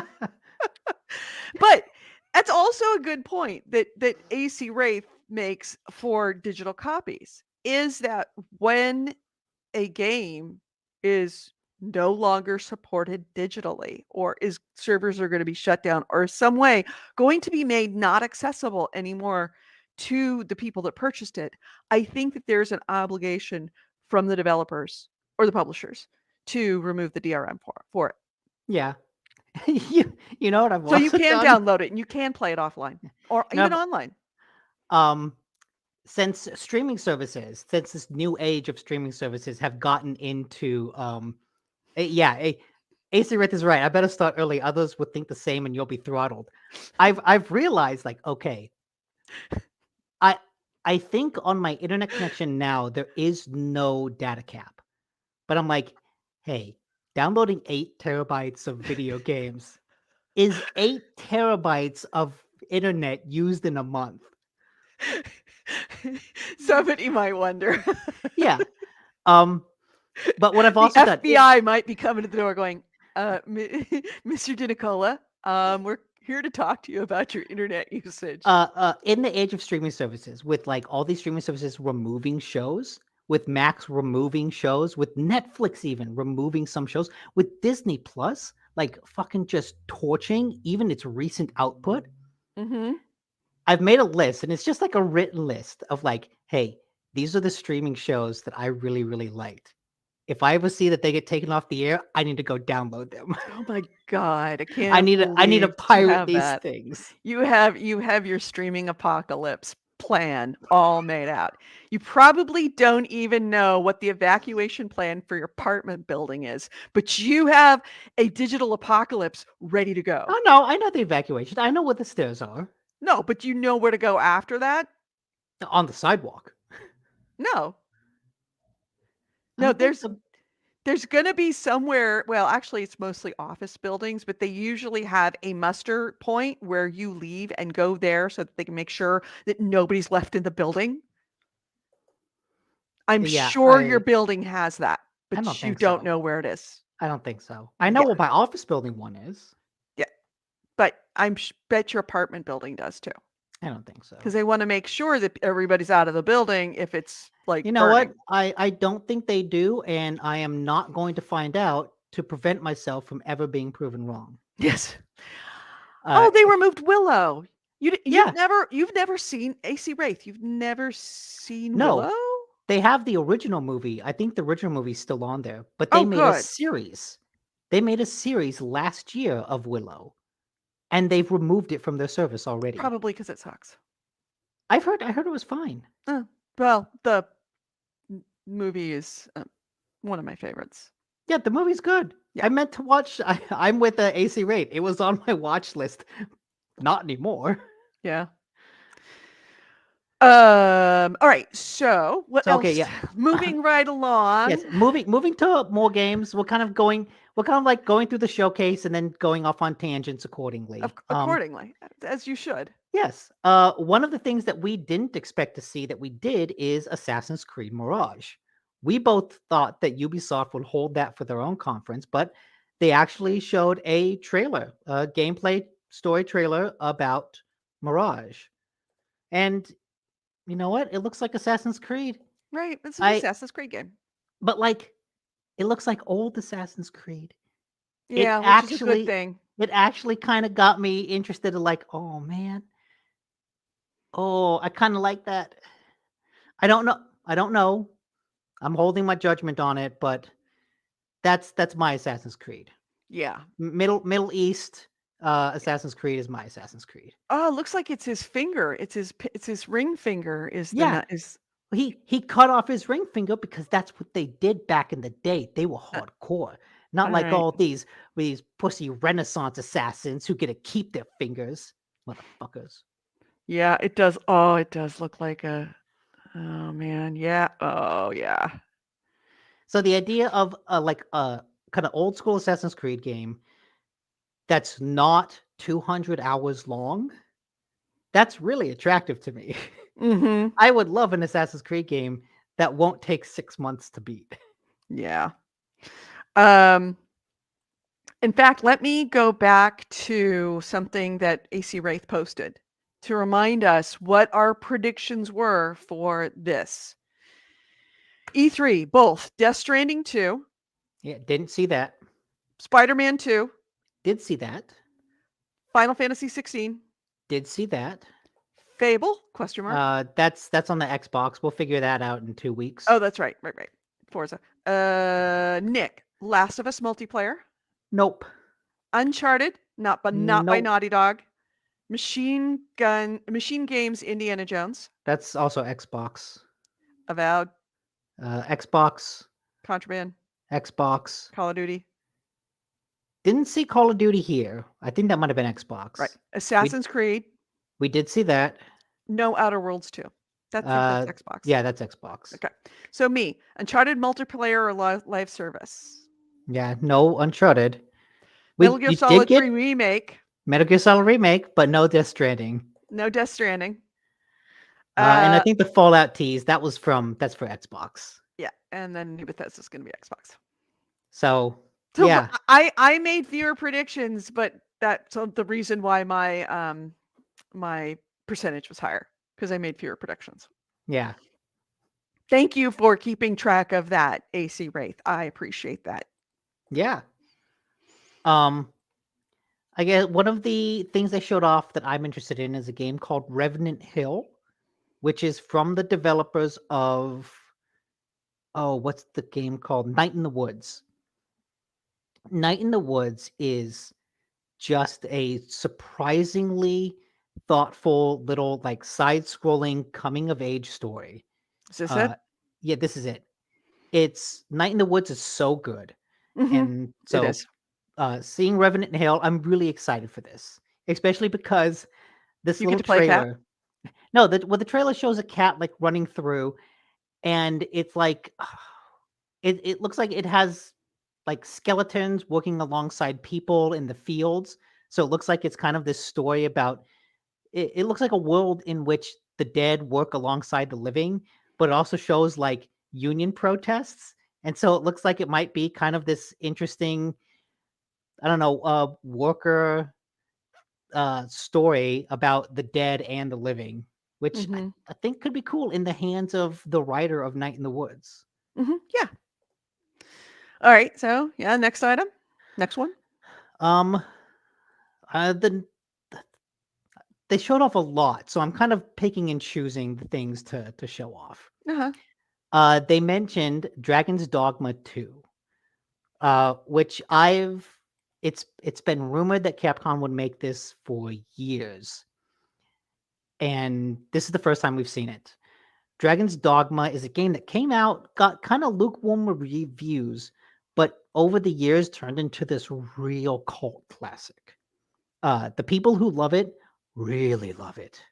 And so there's that niche group is super excited for Dragon's Dogma 2. I've always wanted to check it out because a lot of the podcasts I listen to really love it. It's been described as like kind of an open world Dark Souls game. One of the big features of it was you could jump onto creatures and like Shadow of the Colossus style to do damage to their heads or their backs or something. It's Yeah, it exists. That's probably the biggest story here is the fact that hey, Capcom is actually working on this. It actually exists. It has a trailer. Mhm. Ooh, Grand Blue Grand Blue, uh, is they did doing a new Grand Blue. Yeah, I've heard of Grand Blue, but I'm not sure what that is. Yeah, I know that that was one of, Commander Tim's favorite games, I recall. I think Hmm. that's who it was. Anyway. Alright, next game. Then we get into the VR stuff. They announced that they had a video for the Resident Evil 4 VR mode. Um, they didn't have a date for it, which I think is a little sad. This was basically just an announcement that hey, we're making a VR mode for Resident Evil 4, which they were they had kind of already subtly announced before. Mhm. Um, with the VR things I was really interested in is a game called Synapse, which it kind of looks like this super hot esque like puzzle combat fight. Yeah, and Vice is talking about Dragon's Dogma, how the companion system in it was really cool. You basically had AI companions that you could teach, and they kind of learned from all the fights you got into, and you could kind of send them off, I think, to do their own things. And narratively, there was a whole story about why you had these AI companions. Yeah, Um, Grand Blue Fantasy. yeah. So yeah, Synapse looks really, really cool. Let's see, what Excited was for Synapse that. again? Synapse was a PlayStation VR game. It's like you go into the mind of some crazy guy and he basically gives you a bunch of combat puzzles to solve. It looks kind Uh, of super hot esque in is that this it? regard. This is Arizona Sunshine 2, which Oh! I know some people really love Arizona Sunshine. I've never like been interested in it enough to like try it out. It just looks like a zombie I VR don't know. game. It sounds awesome. It Uh looks they awesome. they announced Beat Saber. I mentioned that earlier. Mhm. Beat Saber for PSVR 2 and kind of shadow dropped it day and date. Um Bungie, which is now a Sony first party studio, announced Marathon, which is this is not PlayStation VR. They honestly didn't announce a whole lot for VR, which is kind of a shame. Um, but Bungie announced Marathon, which is I think what you're looking at on the trailer right here, which is like one of the coolest looking games. Yeah? It has a style.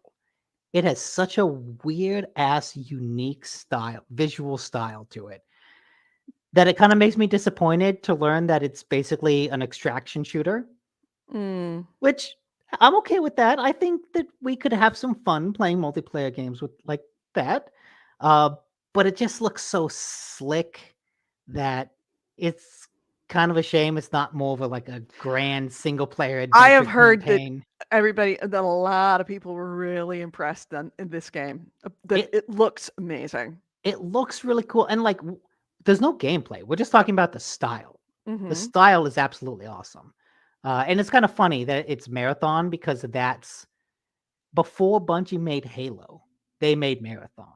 Mhm. Marathon was like the Mac's Doom. It was a Mac only game back in the 90s. And it was a first person shooter back in those days. Bungie made 3 of them, I think, which kind Mhm. of put them on the map.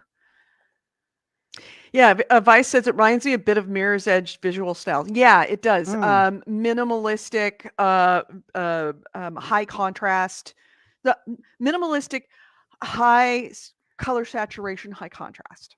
yeah, a lot of white with bright colors that pop. Mhm. Yeah. Um, yeah, everybody's like, what is Marathon? Bungie's Mysterious Destiny 2 follow-up? That's what a lot of people are saying. It's like Destiny 2, but looks way better. Vice says, I wish the second part of that didn't suck so bad. Do you mean the second Marathon game, or do you mean the description of Marathon as an extraction shooter?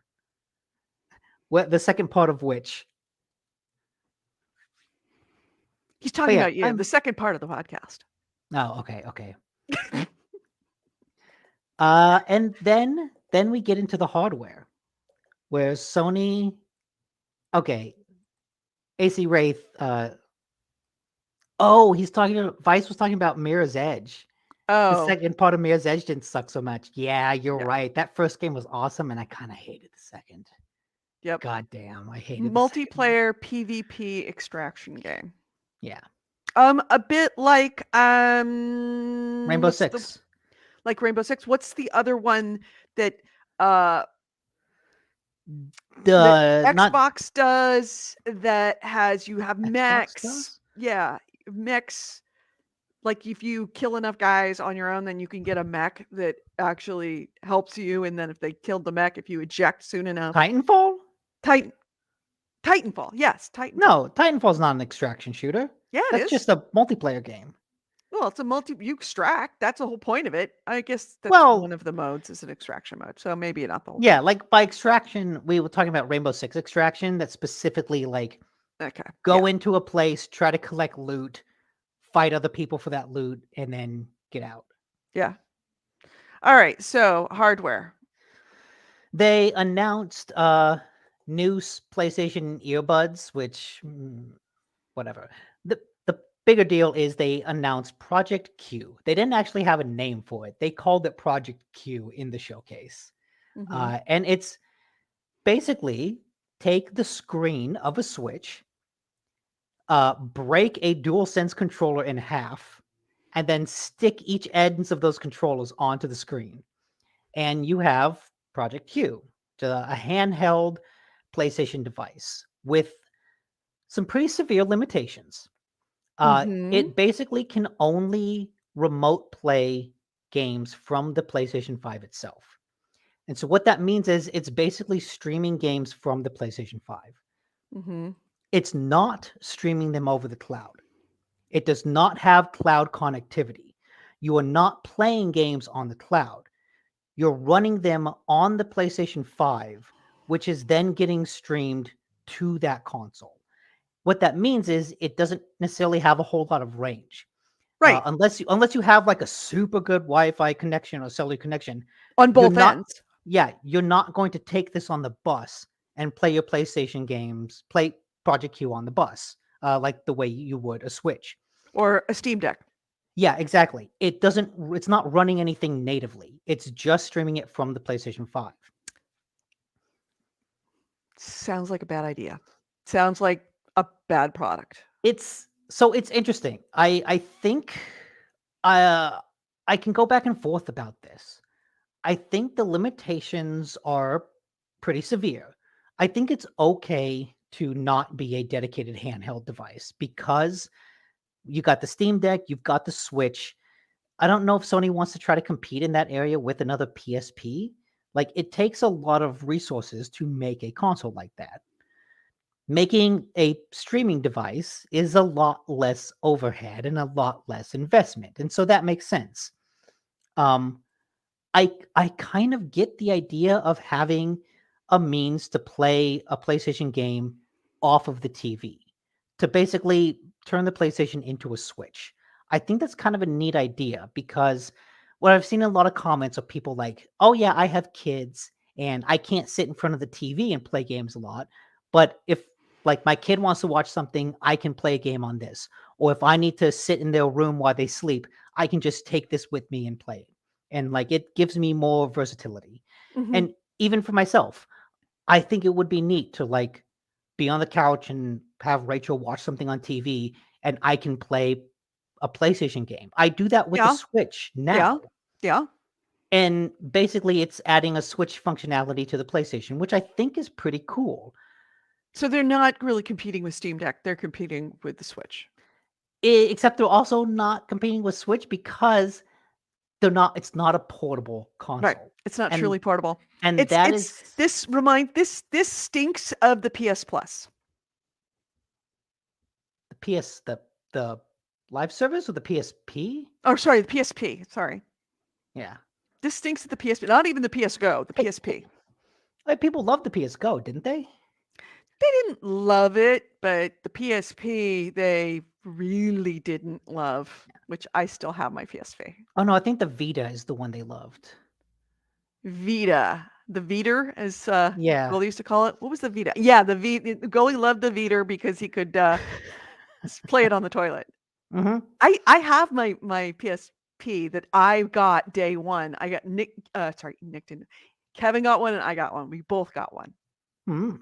back in the day. Wow. I think I still have my brother's. Oh I think wow. he moved out. He left it in a box somewhere, and eventually I was going through it, and I was like, a PSP? Well, I'm shit. gonna I'll take hold that. on a second. I'm gonna see if I have. Okay. Um. So yeah, I'll just keep talking about this. I think this was a pretty neat device. I could see myself using it. I could see other people using it.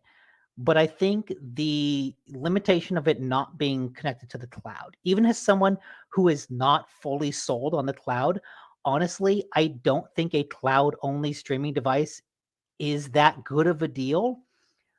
But the fact that this doesn't have cloud support, I think limits it way too much. For this to be future proofed, it would have to be remote play compatible and cloud compatible. And the fact that it's only remote play, I think is really, really limiting unless it's like $100.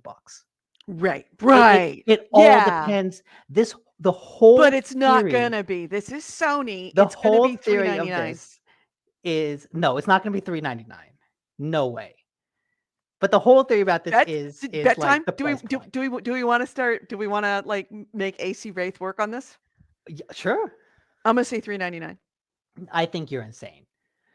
I think it I Sony is think known to do very insane things. if they want this to sell like hotcakes, I think 99 is the perfect price Oh, point. yeah.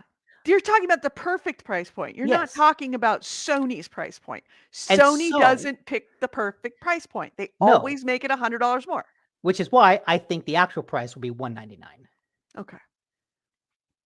I if this was 99, I would absolutely pick it up, use Yeah. it twice and then never think about it again.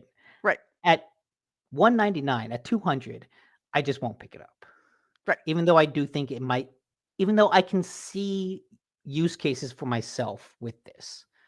Um, I just think it's a little too limiting. Well, like I said, it all depends on the price point. Mm-hmm. I think what this really is the remote play that PlayStation offers has been around for a very, very long time. It's been a feature that was introduced in early in PlayStation 4's lifespan, I think. Because right now, you can use remote play to stream games to a laptop. I could stream a game to my iPhone and like attach a controller to it to play PlayStation games on my phone. Like that actually is possible. There's just a lot of finicky headroom that you have to get going. Like I have to buy a controller for the phone. I have to get it set up. I have to do a lot of things to get that to work. I think this is Sony basically trying to make more people aware of remote play as a service. And maybe that's a step into a a Project Q2 that actually does have cloud services, or if they're smart, maybe they could patch cloud services into it at a later date. AC Wraith says the Project Q price is between $199 and $299, according to early estimates of its currently known bill of materials. Which, yeah, I think it's gonna be $2.99. Nick says it's gonna be $1.99. I mean, okay, you know what I didn't consider, which would absolutely jack the price up. Those DualSense controllers on either side, those are the actual DualSense controllers. Those controllers are like 90 fucking dollars. Mm-hmm. So that controller itself is $100. You add in the screen. I don't know how big the screen is or how much it costs. I could see the screen being another $100 in terms of bill of materials. Mm-hmm. And Sony would like, hey, let's maybe add $50 onto it just so we can make a profit. I could see how it could get to 250. Yeah. Sorry, it's I'm sorry, if I look distracted, it's because my best friend just called me twice, one right after another. That's usually a bad sign, and I'm like, "Is everybody okay? Just wanna make sure that you're not calling me for, like, I need to leave the podcast." So, no, she said everything's good. Oh, Yeah. okay. So, AC Wraith the said, "Can you wait?" AC Wraith said, "Can you just get an HDMI to phone adapter?" Maybe, but then it's not really portable. right, But then I guess neither is this. yeah. So I don't know.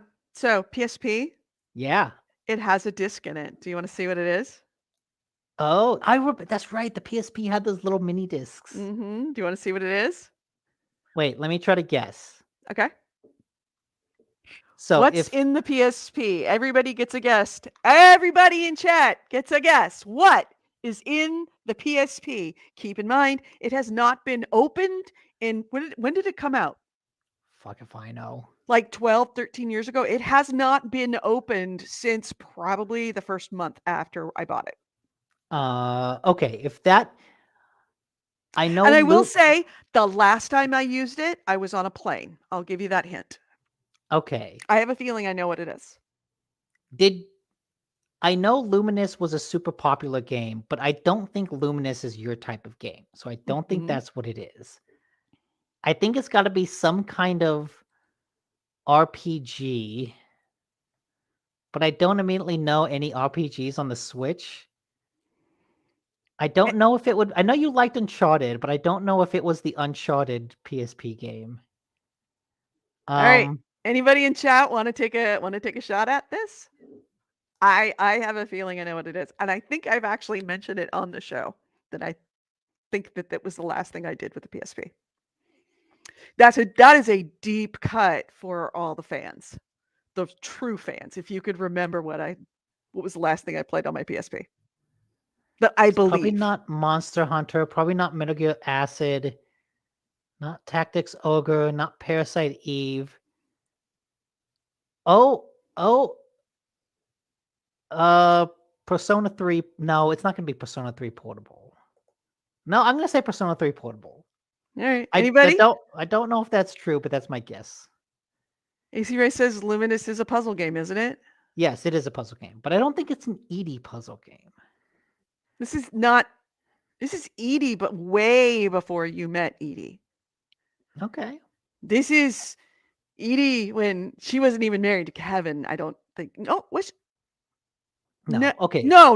I was on the podcast. I was definitely on the Gamer Andy podcast. So this was 14, 15-ish years ago. Let me look up the Maybe list. longer. The PSP. Oh my god.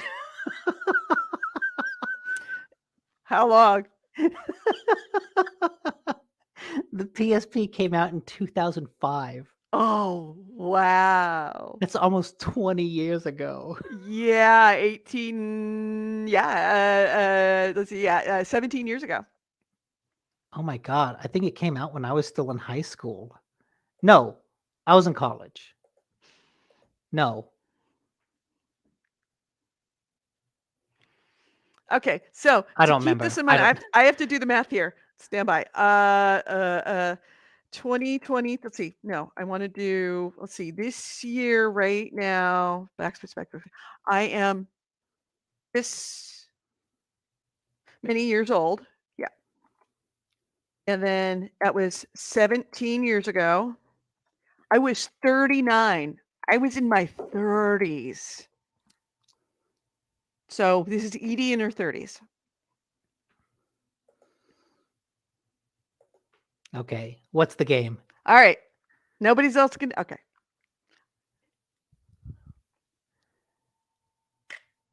That is pretty cool. I like the way it popped like that.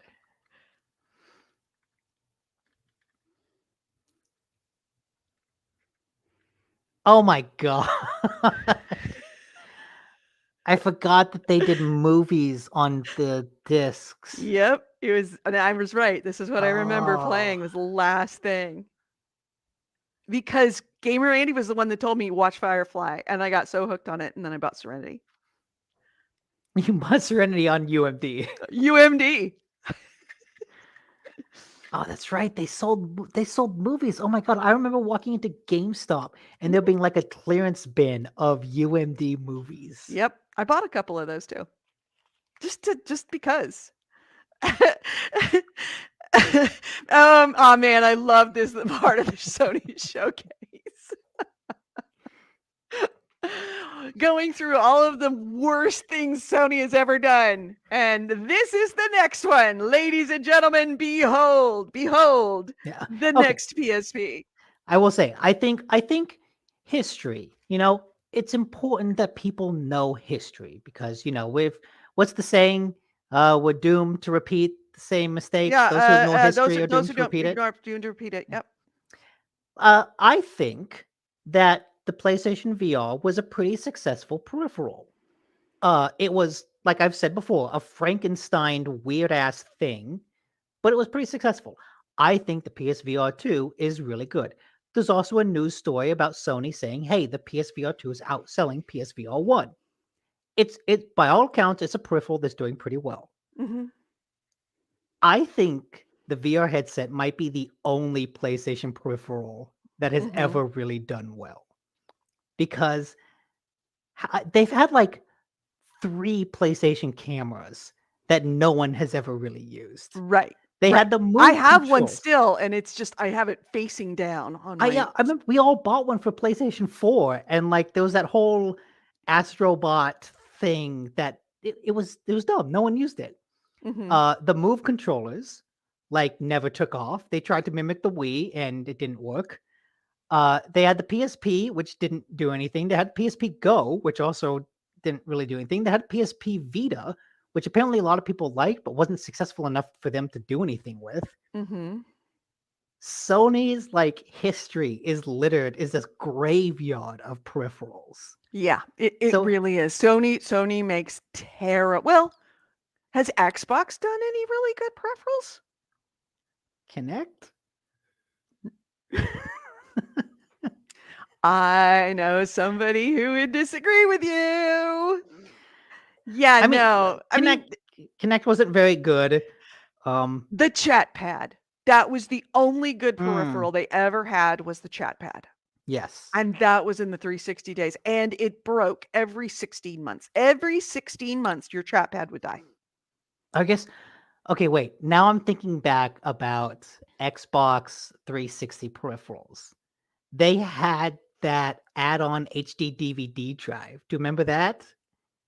With the war between HD DVDs and Blu-rays and Oh, Sony-backed Blu-rays, right. like Right. this, they had the HD DVD hard drive. I remember they had this is way back when wireless connections for consoles was a new idea. And they had that like Wi-Fi dongle that you had to buy for the Xbox. Right. Otherwise, you had to plug it into the Ethernet. So they had that peripheral. They had they had hard drives. I think the 360 had a whole bunch of expandable hard drives. Let's see. Yeah, I'm just looking for like Xbox stuff, but it's all accessories now. The all peripherals ever released. Oh geez. List of Xbox 360 accessories. Guess who has it? Wikipedia? You know it. Mhm. Okay, they have the controllers, the wireless Yeah. gaming receiver. Yeah. Yeah. They had the rechargeable battery pack. Oh, Um, yeah. Okay, yeah, that's right. Because I still hate the fact that the Xbox 3 controller takes batteries. I think that's so yeah, dumb. yeah. Oh, I love the fact that it took Oh, batteries. fuck that. Love that. Oh my God, yes, I had that. Those That, as far as I could, controllers, was no, though, fabulous because you never ran out of like battery. yeah, There's you never did. like your computer, your thing died and you couldn't like, you know, you're left without a charge. You could just flip the batteries in and be on your way and you're set. No, I have found that those controllers eat through batteries like They did. nothing. Yeah. Fuck the planet. It's hey, I'm with you. Fuck the planet, but hey, my wallet hurts. I don't want to spend that much on Yeah, there's the batteries. chat pad. All right, so let's see. We've got the battery pack. Oh yeah, the messenger kit. This battery pack thing, this thing here, you I know, don't remember that. I had one of those as well. That's the rechargeable battery pack. You just popped one in and you have the other one's on the other side. Then you just pop out a battery and put a new one in. That's the rechargeable battery pack as opposed to the other pack that you could actually put physical batteries in. This thing's Okay, great. see, I This I was good. used the plane charge kit. That's what I Yeah, used. this was really good. I had Okay, this. This okay, that's a good peripheral. I'll give them that. Let's see, what else do they have? Play and charge. That's the play and charge. plane charge is necessary because otherwise it sucks. Right. I don't know what the quick The charge quick is. charge kit, small base station. Oh, that was what that is. I think that's the quick charge kit. Oh, No, that's the battery pack, play and charge cable, and quick charge changer. Yeah, so that's all three. Yeah, the okay. quick charge was the shit. That was a great thing. That was well worth it. The Messenger messenger kit. kit. Yep. That was the chat pad. Best thing they ever put out. So that's two wins. Oh I have God. that. I have that. I can't believe Kevin wasted that money. It was a Christmas present. It was a Christmas present for me. Oh my God. They had Oh, multiple the racing remotes. wheel.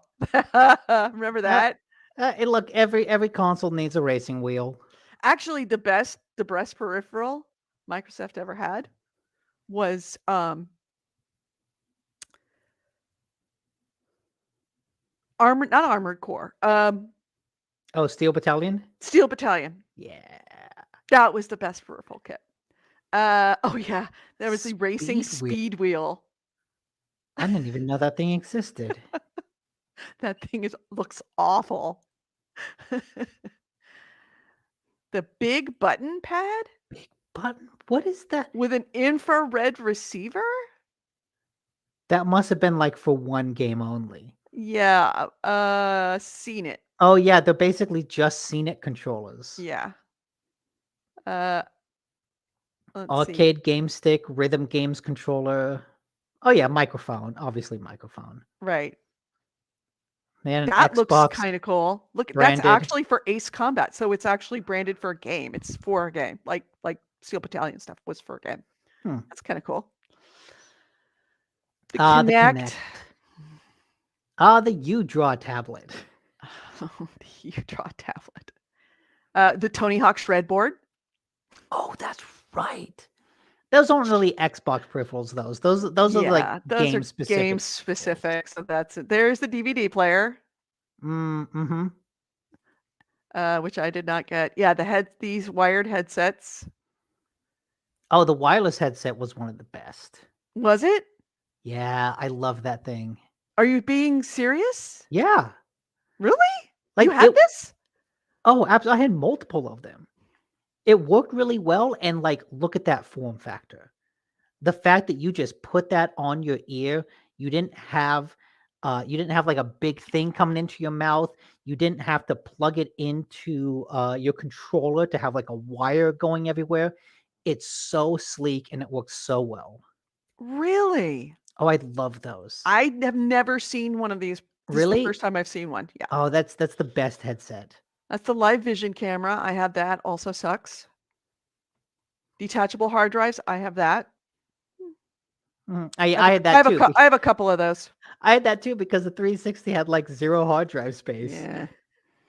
Kevin, I have Kevin's 360, which is my 360 original chipset that didn't get a red ring of death. And I've got 3 of these all with not band here. What's the name of it? Rock Band? Rock band songs on it that he Oh purchased. wow. Yeah. 250 gigs hard drive. Oh my God.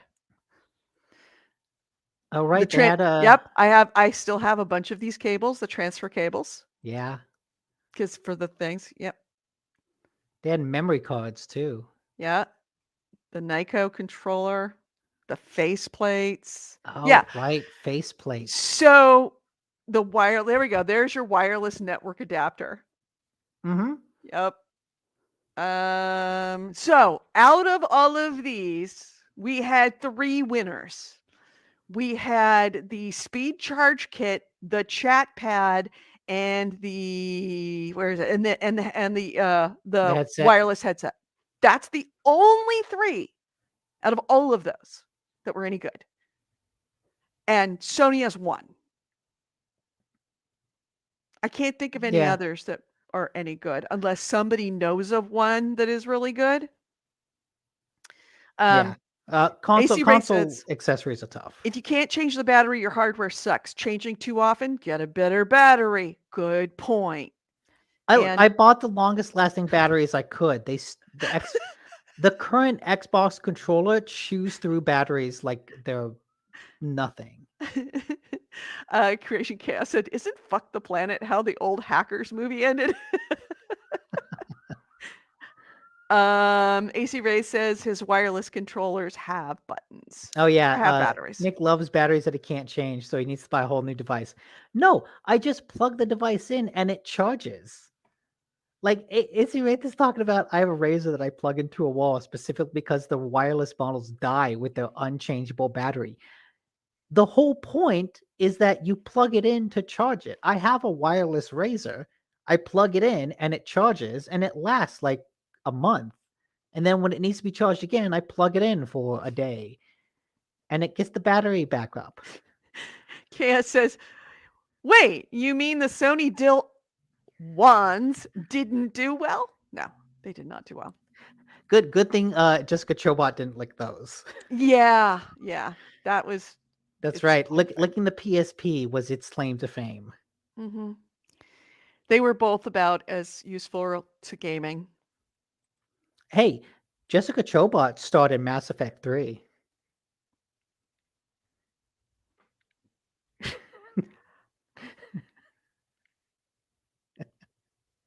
It is like Moving right along. no, she didn't. No. Nope. Yeah, moving right along to the next game in the thing. Okay, that's pretty much it. Well, that's not it. They showed off Spider-Man 2, and they had like a whole big trailer for Spider-Man 2. And hey, guess what? It looks like Spider-Man 2. That's cool. Like I don't want to downplay it. It looks like a fun game. I'm looking forward to it. I want to buy it, but it's like, yeah, it looks like Spider-Man 2. Mhm. One of the games they didn't show that I thought they would is the Last of Us multiplayer game. Yeah. Naughty Dog has since come out and said this game is not yet ready for show. Like after an internal review, we decided it wasn't ready to show yet. But they also announced that they're working on a whole new single player experience as well. Yeah, this is and we'll talk about it later. This is the year of shipping bad games Mhm. that should have never been released into the wild. I definitely think that Last of Us multiplayer, it made the right decision to not be adding to that list. Yeah. And what's interesting is there are some, excuse me, leaks, and I think this comes from Jason Schreier.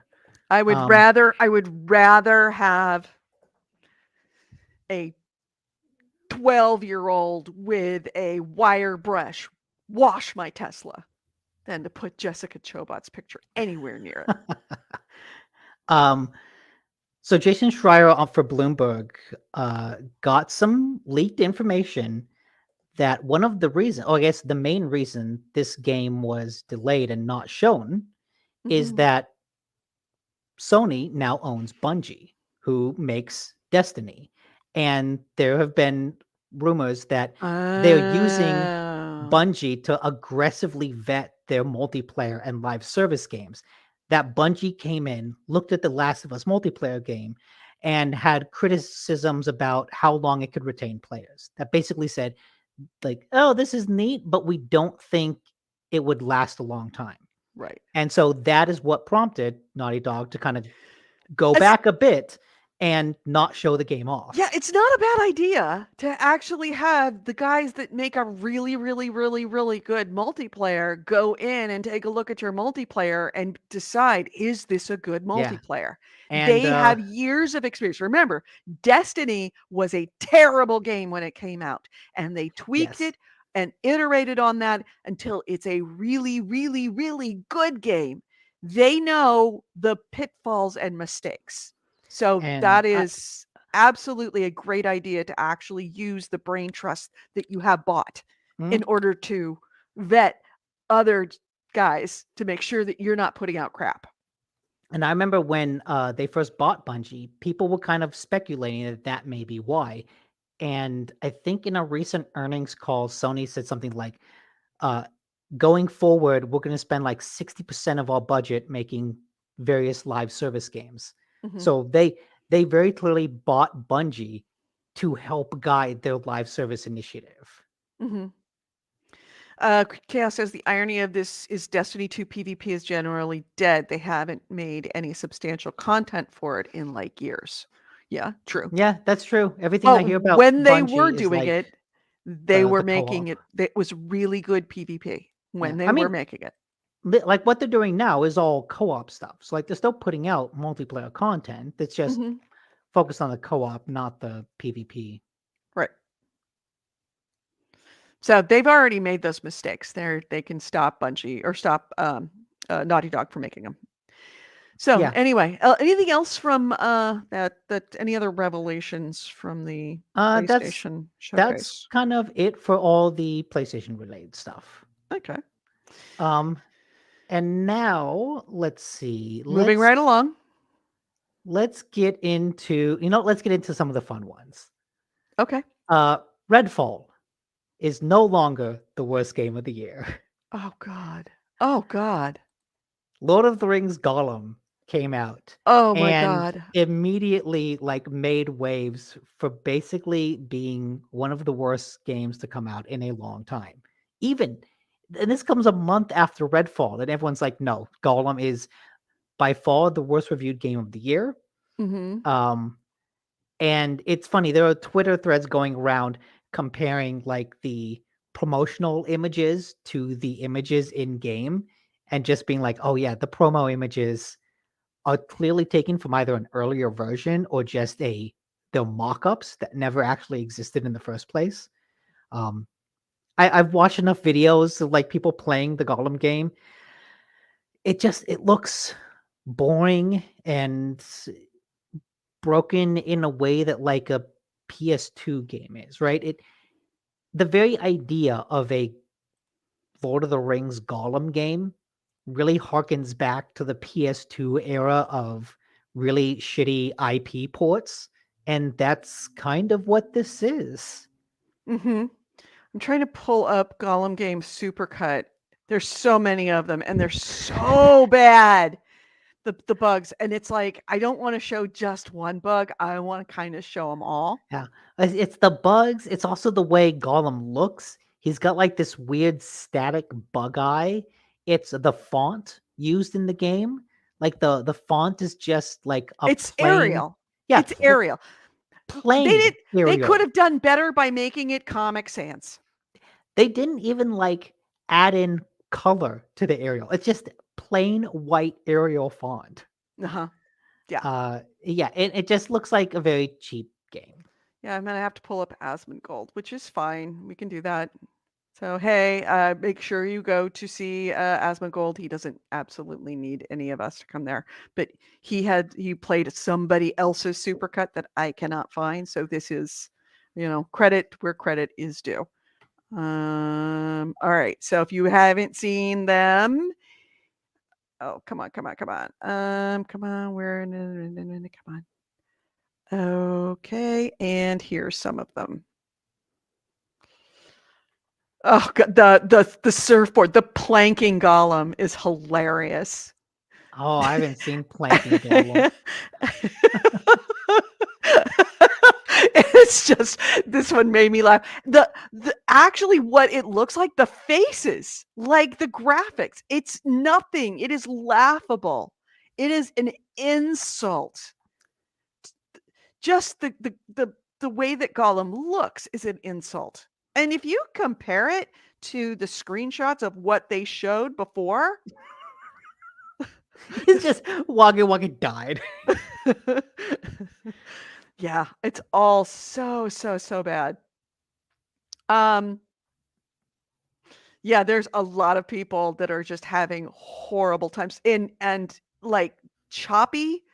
Um, the Daedalic had to apologize or write an apology.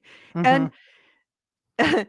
the general opinion of everybody is apology not accepted because you knew this was broke AF and you chose to send it out. And even if it was a working game, it was still lazy and bad. It's not like Cyberpunk.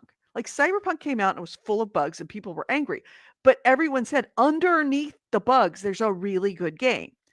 That's not what Gollum is. Like just the way that Gollum looks, the graphic style, it's looks like a PlayStation 3 game at best. Maybe even PlayStation 2. Yeah. It's just so bad. Trying to get through more of And the cuts.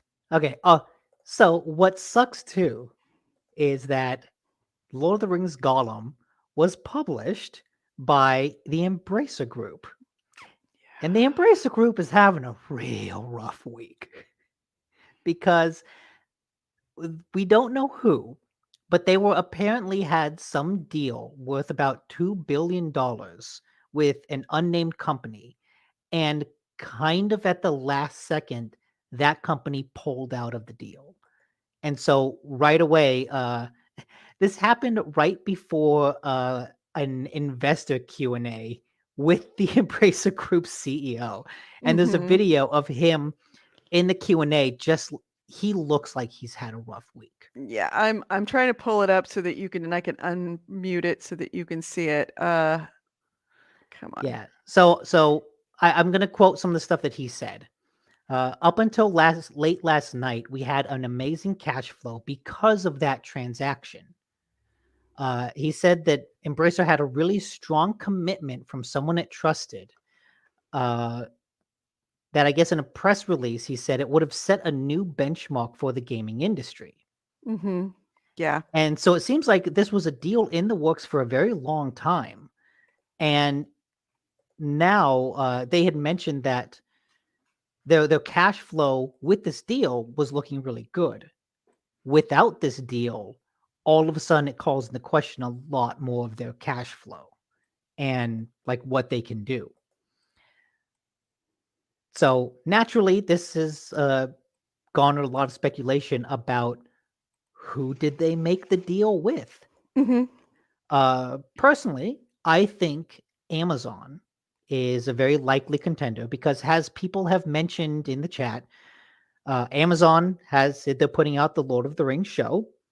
They're putting out they're making a Lord of the Rings MMO. Mhm. Um, and Embracer kind of owns the transmedia rights to Lord of the Rings. Uh, Amazon is going to be publishing a new Tomb Raider game, and Mhm. Embracer owns the Tomb Raider IP. So, like, there's already a lot of communication. There's already a lot to that relationship between Embracer and Amazon, which makes them. It's easy to assume that there was some other further deal that they would have made that Amazon then pulled out of. Do you Oth- wanna hear it? His oh, explanation? yeah, 'Cause play it. he's crushed. He's also Oh like, yeah, did an interview afterwards. He was emotionally crushed. This is the most emotional I've ever seen a, uh, a, uh, uh, a CEO, uh, no matter what. I mean, yeah, I believe it. It's ins a just big deal. yeah, it's very big deal. So let's see if we can get to it.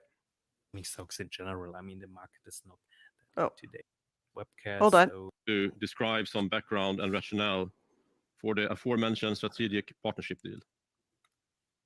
Even if it serves little financial value going forward, it hopefully answers some questions about our communications and our decisions.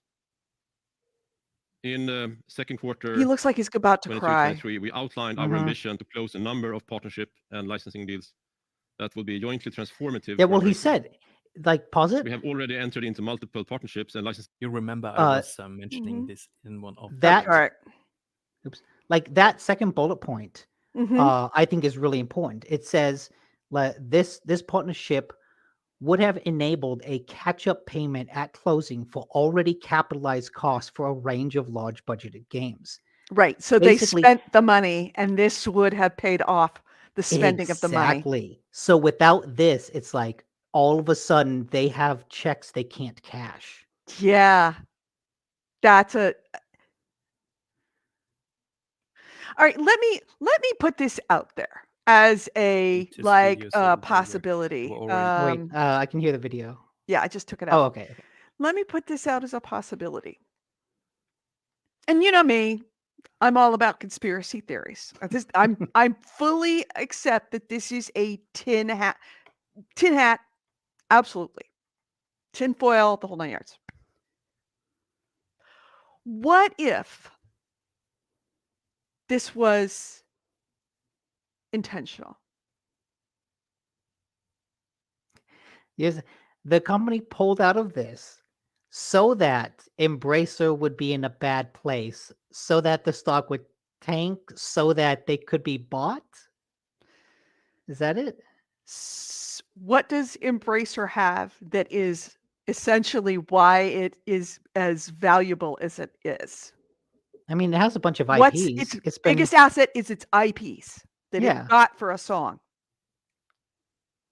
the Square Enix stuff. Mhm. And a bunch of other IPs as well Oh, from yeah, other yeah. companies, right? Yeah. And Amazon wants to make a bunch of games, right? Mm-hmm. And it has some licenses as well, namely the Lord of the Rings license. What if Amazon wanted to cut out the middleman? What if Amazon bailed on the deal the last minute after all these checks had been written, and now they don't have money to pay the checks? What do you do when you can't pay your bills? You put a sign in your front yard and you hold a yard sale. I agree with Chaos. Or you go into bankruptcy. You go bankrupt. And then the judge sells your stuff for cheap. Chaos says, if what you're saying turned out to be true, Edie, and it ever came out, the litigation would be massive. Depending on how the I- contract depending on how the contract was worded. I There is think and I can imagine that if Amazon has backed out now, it means that it's written into the contract that they can. They Well, I guess terminated the agreement. yeah, the point is there wasn't an agreement. They never reached that point. They If were they- working on it, but they never got there. You know what? It's not the buyer's fault if the seller spends the money before they have it in pocket. Yeah, no, that's not. I mean, and that makes It's a matter of trust. The thing is that nobody will ever trust Amazon again. Ever which would be a terrible thing. But if it's them. We if don't know it's them. they That don't was my have personal a contract with speculation. anybody else, if they own Square Enix licenses, if they own Lord of the Rings licenses, if they own all these other licenses, or at least get, separate them out. Hell, they could have worked a deal behind the scenes where somebody else wants that stuff as well. So they got together and they know that Amazon's going to get what they want, and then all the other licenses are going to go to the other guy. And they'll always do deals between each other. You've got Amazon, Sony, and Microsoft meeting in a dark room, being like, okay, here's what we're going to do. I'm going to make a deal with Embracer, and then I'm going to pull out. They're going to go down. We get Lord of the Rings because we got that TV show. Exactly. You can get Saints Row. You can get Tomb Raider. Right. You can get not System Shock. That other game that they got. I forget. Deus Ex. Oh yeah, Deus Ex. Mhm. I think it's more likely that And Creation Chaos is right. I'll bet you cash They money just- Bobby they just Kotick was over-leveraged the in company. that room. That's it. Bobby Kotick was in that room. No, Bobby Kotick's the mastermind behind it all. Bobby, of course he would be. And I fully admit this is a total tin hat conspiracy theory, but it's an interesting one. No, you know who the real villain, the real Racer needs a mastermind? hug. Yes, he does. It really does. No, you want the ultimate twist. The mastermind behind all of this is Shigeru Miyamoto. No one would expect him. Oh, who's the Nintendo CEO? It's not Shigeru anymore. He stepped down. Oh, is it Doug Bowser? No, Satoru Iwata. Iwata. That's it. Yeah, Iwata is the mastermind behind it all. Nobody suspects Nintendo. He's the nice one in the corner. Except I'm the he's nice really guy. he's not the nice one. He's way more evil than all of them combined. Iwata has like a rancor pit in his office. Yes, he does. Onia look solo. You fall Salacious down, Scrum. My and there's like favorite. an actual genetically engineered Bowser creature that eats people. Let's see. Embracer needs a hug. Chaos says, it is, though, if they pulled out to do financial harm on purpose, possible. Mhm. You have to prove it. You'd have to prove it, and you can make stuff go away by settling. by murder. No, you could settle stuff out of court. Just tack that onto the price of Lara Croft. I like this image. Bobby slowly walks out of the shadows, clapping around a cabal of CEO publishers. All of a sudden, Bobby Kotick turns into like Emperor Palpatine. Creation says, "You know, Bobby does dramatic shit when no one is looking to make himself feel cool." He does. Yeah. Agreed. Oh yeah. He's got little earbuds playing like the March of the Empire from Star Wars in the background, just as he's like filling out spreadsheets. And but he can't clap his hands. You know why? Because he's stroking a hairless cat in one hand as he's walking out.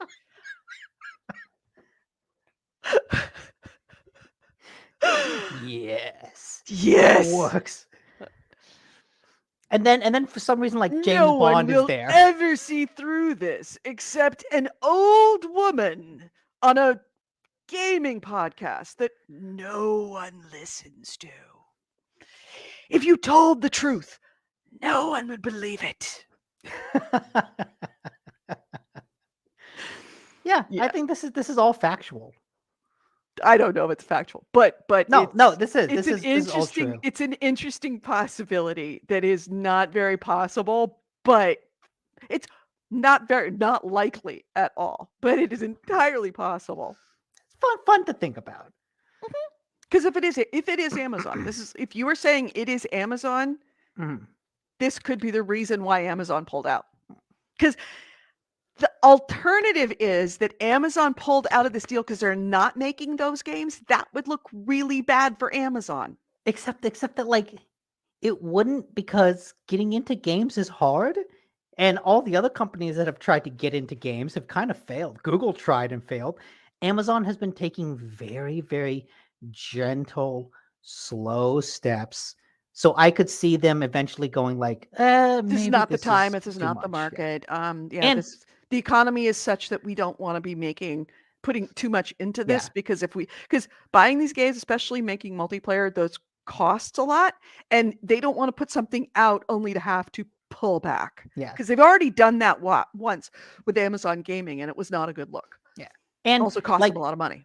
Look, there's also every possibility that it's not Amazon. It could be Microsoft, who would be paying to make things come to Game Pass day one, right? Maybe that was the deal. It could be Sony saying, hey, we want all of Embracer games to have a year exclusivity on PlayStation before coming out on Xbox. That's also entirely possible. Sony paid $3 billion just for Bungie. Mhm. They could spend $2 billion for a year exclusivity for like the next 10 Embracer games. Right. Chaos with man, you are on fire today. Gotta be impressed with Amazon's pullout game. Google could learn a thing. So could Facebook. Yeah. Mark Zuckerberg Mark Zuckerberg doesn't pull out. doesn't pull out. How many kids? Yeah, how many kids does Elon Musk have? There's a reason. Actually, Elon Musk tries to pull out, but he's sued until he's forced to stay in.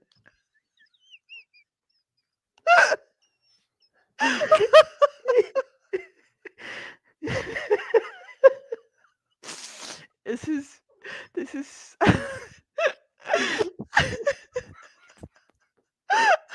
Mark pulls out worse than Nick Cannon. Yeah,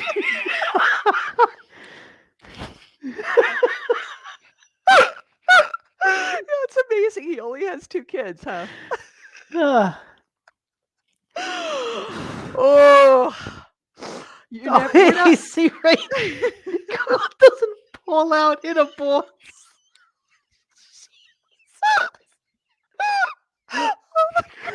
Oh, this show just went so far off the freaking rails. Oh my god. This show just went off the rails.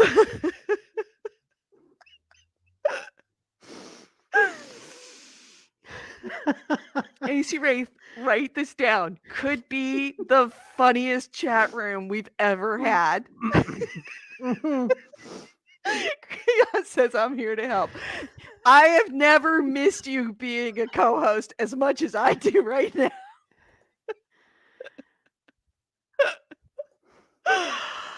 Okay, so Embracer lost $2 billion because somebody pulled it. Yes. Look, somebody pulled out. We don't know who. Some but mystery someone suitor. Mm-hmm.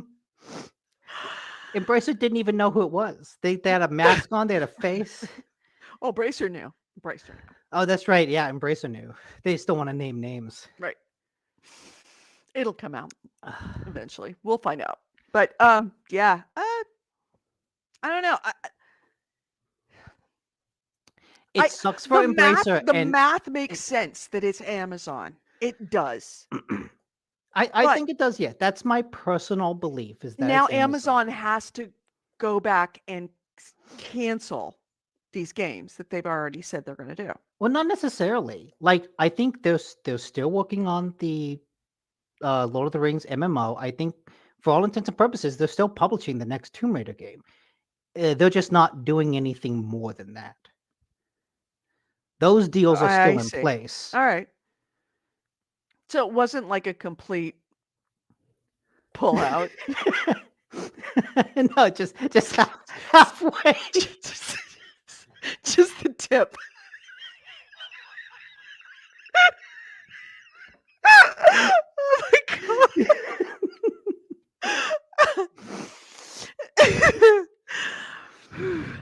Yes. I'm sorry, Embracer. I feel so bad. I mean, the interview that they had with him afterwards, and I wish I could find it. The interview with him afterwards, when it was a couple of people, him talking head style, questioning chat. He looked like he was about to cry. Yeah. Well, if this brings their cash flow into question, then it really brings the rest of the company into question. And I wonder, right, what are they going to do now? Like, what is the future of Embracer Group? I think it looks a lot riskier now than it did a week ago. Mm-hmm. Yeah, I'm trying to find it. I won't be able to find it. Okay. Okay. Moving on. Nintendo. Oh, and of course now I find it. Anyway, go ahead. Okay. Nintendo has kind of sent a cease and desist to Valve in order to get a GameCube emulator removed from Steam. And this is not necessarily a new thing. Back when the Steam Deck first launched, if you remember, the Steam Deck launched with like in one of the promo videos, it had a picture, an icon of the GameCube emulator Dolphin on it. People took note of that, and the trailer was like updated to have that removed.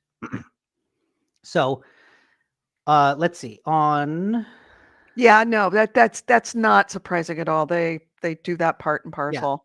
So, a listing for Dolphin appeared on Steam back in March. On May 27th, the developers announced the Steam port was indefinitely postponed after Valve had discussed it with Nintendo.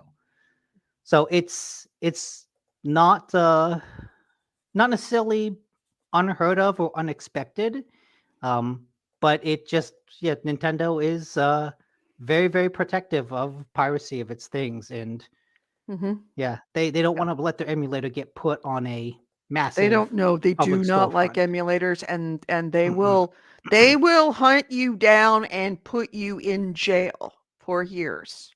Not to put you in jail, but actually, that one guy, I think that one guy did end up in jail, or he's got an $11 million. No, he was in jail. He was in jail. Yeah.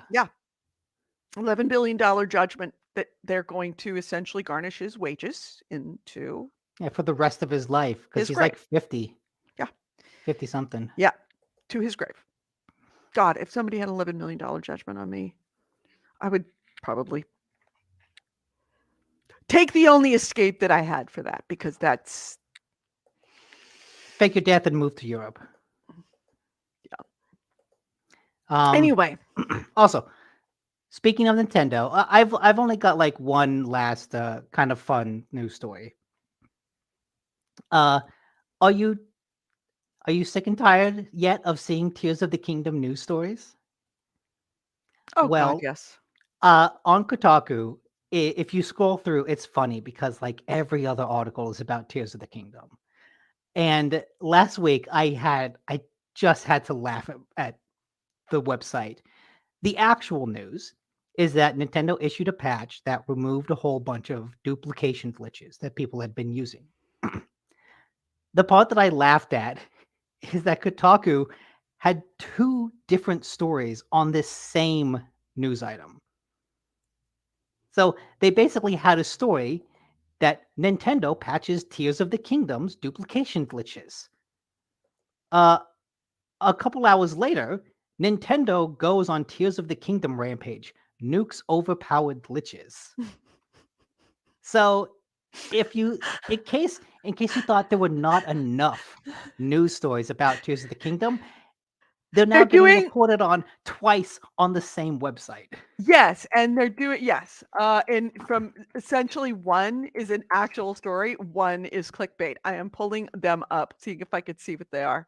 Yeah, Tears of the Kingdom. Let's see if I can actually. Are they going to have just news? There we go. I don't know if I can look it up just by game. And it's worth noting they're both written by different people. Right. And so it clearly seems like each one of them were like, oh, I'm going to write up this news story, hit submit, and that it just went through. And right. And probably two different editors edited it beforehand, and nobody looked to see that there were two different. It's just, I saw that and I was like, oh my God, there's enough Tears. You don't need to do this. Oh God. Yeah. Okay. So here's a Nintendo. I mean, the sad thing is, Gail says, I hope those two college kids got the clout they were promised. It was like two storied Kotaku writers, Luke Plunkett and Ethan Gotch, who have been writing for the site for years. Right. So let's see. I'm pulling it up right now. There's the Nintendo goes on Tears of the Kingdom rampage, nukes overpowered glitches. And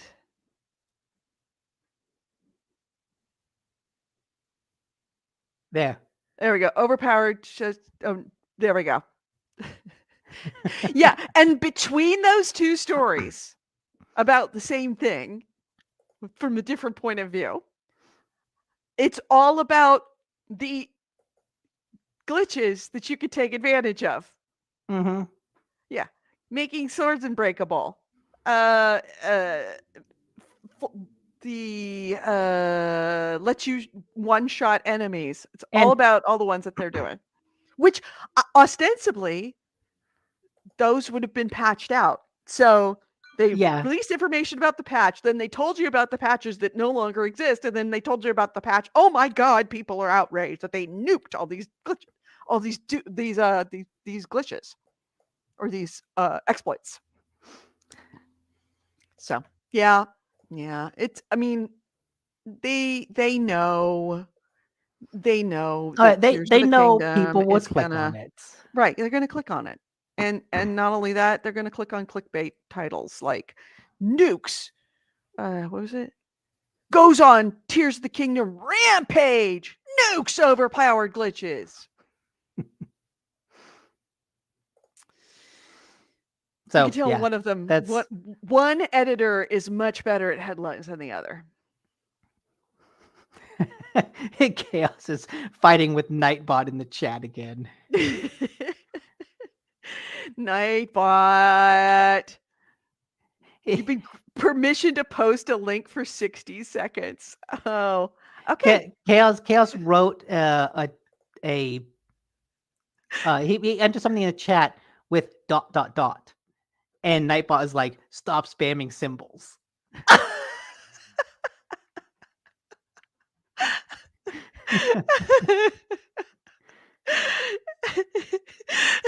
Fuck you at Nightbot. If I could write fuck you in caps, I would. I would.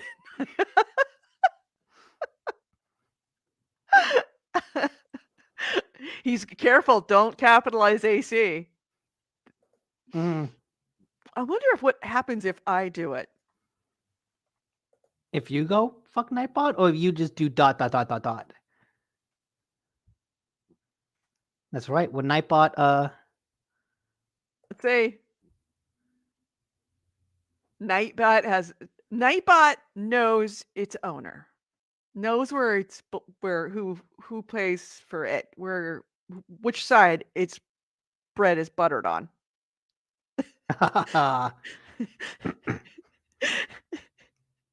Yay, I'm the owner. I can do whatever I want.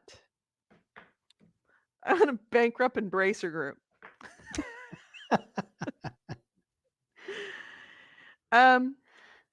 yeah, I think Now that's everybody all I chat's have. trying to see how far they can get. How many letters is too many for Nightbot? Oh yeah. We're What up to about 3. Fubar? If you put Fubar in the chat. I mean, if you do it, Edie, obviously I it'll be can't. okay. No, I can't do it. That's why I'm waiting for everybody Yeah. else. Write Fubar What's in the chat. what's another like long acronym? Radar, I guess, could be. Yeah. Let's see. We got Fubar. Fubar and Radar has the same number of letters. So 5 Oh is yeah. okay. How about 6? UNESCO. UNESCO. Oh God, we've sunk so low. So low. I mean, that's all the news stories I have. I guess the only other thing I had mentioned before yeah, nope. that PSVR 2 is currently outselling PSVR 1, but we had Mhm. kind of talked about that before. It's official now. It's yay for Sony's one successful peripheral. Yeah. He was asking about the VIP flag. The bat doesn't work on the owner or mods. Maybe it doesn't work on VIPs. No, I'm not going to make Andrew a VIP. Why not? Because the fight between him and Nightbot is way too entertaining. It's like Goalie's weather report. Chaos v Nightbot is my favorite fight of the year. It is the rumble in the jungle. Fight for me, peasants. One of these days I'll get Chaos and Nightbot together, and they can make amends, and we can bury the hatchet. It's funny that PSVR is made from the corpses of dead PS4 rebels. It really is. It is. All right. Anything else before we close out the show? Nope. That's all I got. All right. Well, I guess let's close this out. You notice we didn't have any intro music. Still don't know if anybody likes our, if we want to keep the intro around. There's a part of me that doesn't want to lose it because, I mean, old school. like I said, I still say that it's good. Okay. Have it be like a title card in a TV show. You have a little intro, and then bam, there's the music. Okay. We could do that. All right. So let's close this out. You've been listening to GameHounds. GameHounds 679. We recorded this on Sunday. Oh gosh, March 28th, 2023. I had to look at a different place for my date. I've been Edie Sellers. With me has been Nick DiNicola. Ways to get a hold of us. GameHounds.net is our website. GameHounds@gmail.com is our email. We record the show live every Sunday at 2 p.m. Pacific, 5 p.m. Eastern here on Twitch and on YouTube. If you would like to join us in either one of those places, we would love to have you. Twitch, it is the GameHounds. YouTube, it's GameHounds Vids, VIDS as in videos. Thank you so much, the chat room. This was the funniest chat room ever in the history of the show, and that's saying something. So thank you so much for making me laugh so hard. I actually had a problem holding it together. And if you ever want to be part of that chat room, please join us if you're listening to the audio show. We do post an audio show. It's on YouTube, on iTunes, iHeartRadio, Spotify, Google Play, Audible, wherever podcasts can be found, we are there. So if you listen to it on one of those shows. Oh no, are we getting comments? Edie's having trouble pulling out of the show. Don't forget our Discord channel where this joke will continue to live. You can find that Discord link on our Facebook page. Facebook page is GameHounds. Facebook.com/GameHounds. Everyone, we'll talk to you next week. Have a good one. Bye. Bye.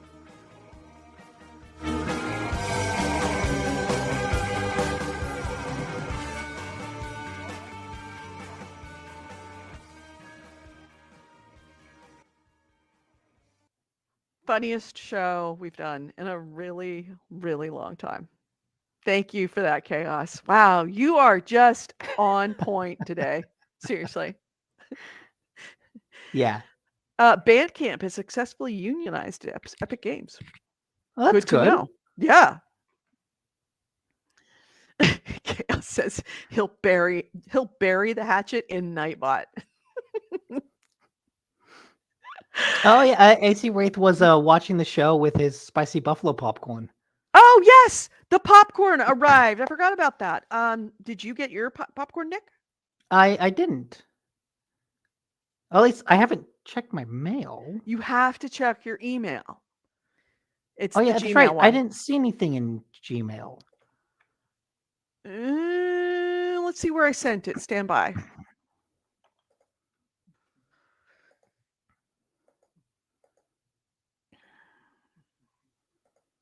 What would be the person it came from? I guess it'd come from you. It would be Sugar Wish is the name of the company. And let me see what I might have sent it to the wrong email. That would be bad. My account. Oh yeah. Did you send it to the Nicole DeNicola, who's a someone from Texas whose email I get occasionally? No. Let's see. Oh, it bounced because I sent it to the wrong email. It was just it was N DeNicola. Sorry. All right. I am going to resolve this and get you your popcorn. So tell me Those of you who got the popcorn, it was AC Wraith. And by the way, Chunder, if you're here, it was Chunder, right? No. I think Yes, it so. was Chunder. Yeah. I'm still waiting to hear from Chunder. I need your email so you can get your popcorn. AC Wraith and Blood Reaper both got theirs. What flavors of popcorn did you get? One of them was spicy buffalo, Yeah, I know that one. And it's which your actually first name sounds really spelled good. out, right? Because I don't have my computer. It's NIC. It's your first name. Mine? Yeah, your No, Gmail account. it's just N. Just N Denicola. At gmail.com. Yeah. It bounced. Oh, I misspelled it. I missed a second I. There we go.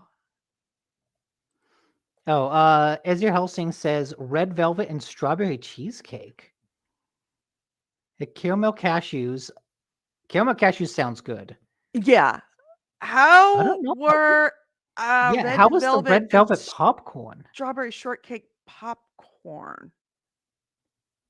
AC Wraith got the same thing. Red velvet and strawberry popcorn. AC Wraith also says change the number. This was Oh. show 680. All right. Sorry. Thank you. Yeah. Okay. So Nick, check your email. And if you want to order online, you can. Meanwhile, I'm changing the name. And thank you for also keeping me solid with my numbers, because I've done that in the past and it has been a terrible mistake.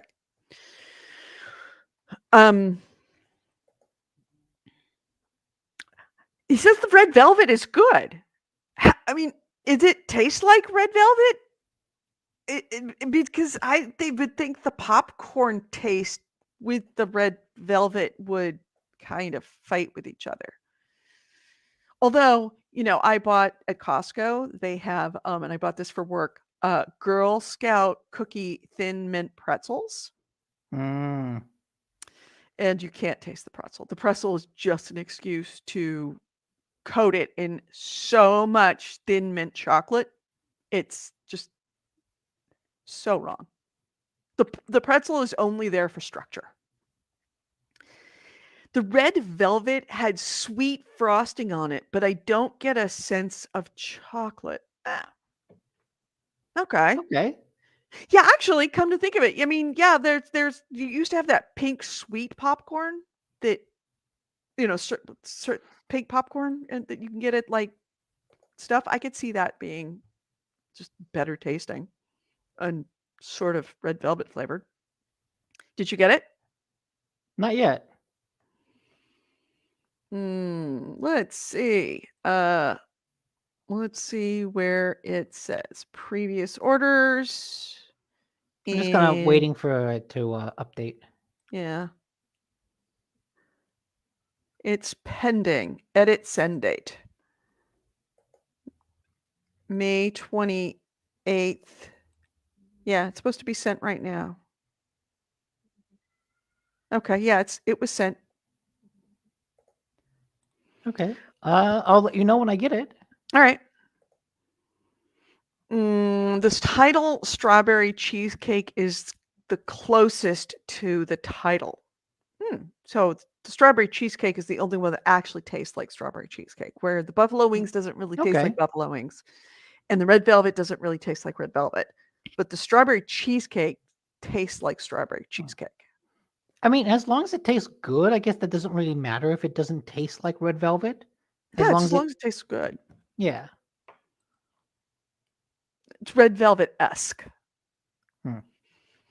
Yeah, I really like this company. They tend to have really, really good stuff. And it's not just popcorn, it's a bunch of other stuff too. And it's the same thing where you get to choose what the food is.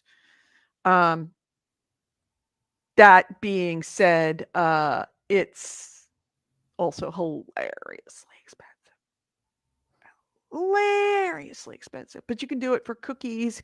You can do it for popcorn or dog treats or candy. What else they have? Coffee and tea, wine. And yeah, I've gotten the wine one too, which is really cool. It's little teeny tiny bottle, like tall, skinny bottle, about that long, about that big around. And it has got 1 glass of wine, 1 4-ounce glass of wine. It's really nice. There we go. Did you get it? Yes. Did you get the card? Yeah, the Suck It Trebek. Oh, but did you get the front of the card? What does it say? I click choose my popcorn now. Mazel tov. Mazel tov.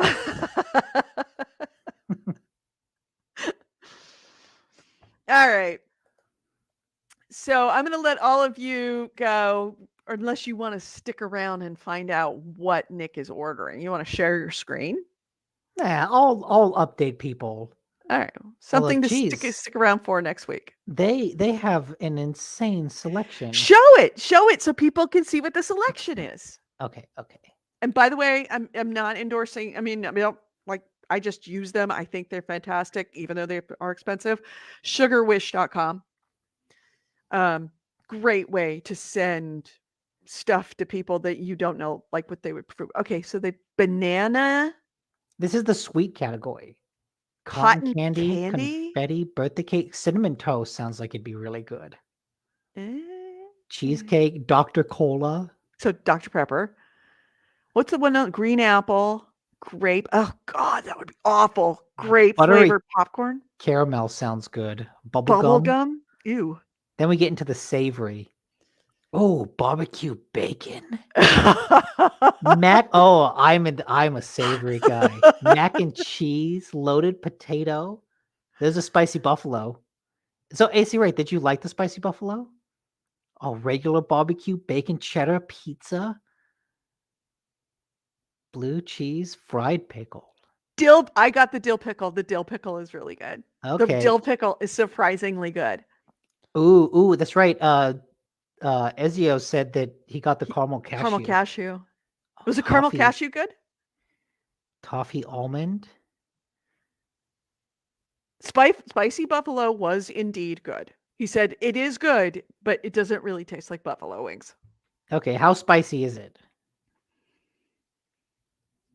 What was I'm tempted for barbecue bacon. Well, you got 3. You got 3. Choice of 3.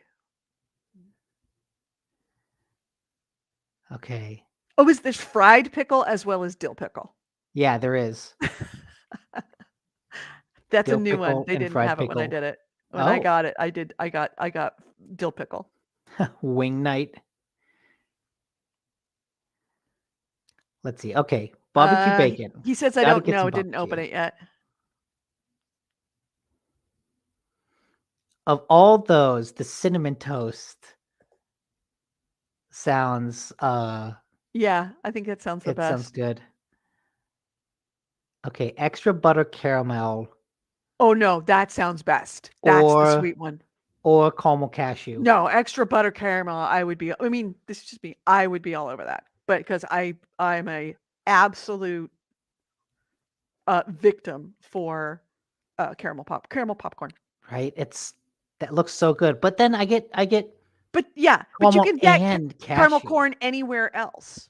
You can get them everywhere else. Oh, but we're gonna that's get just toffee and almonds. ooh. Toffee.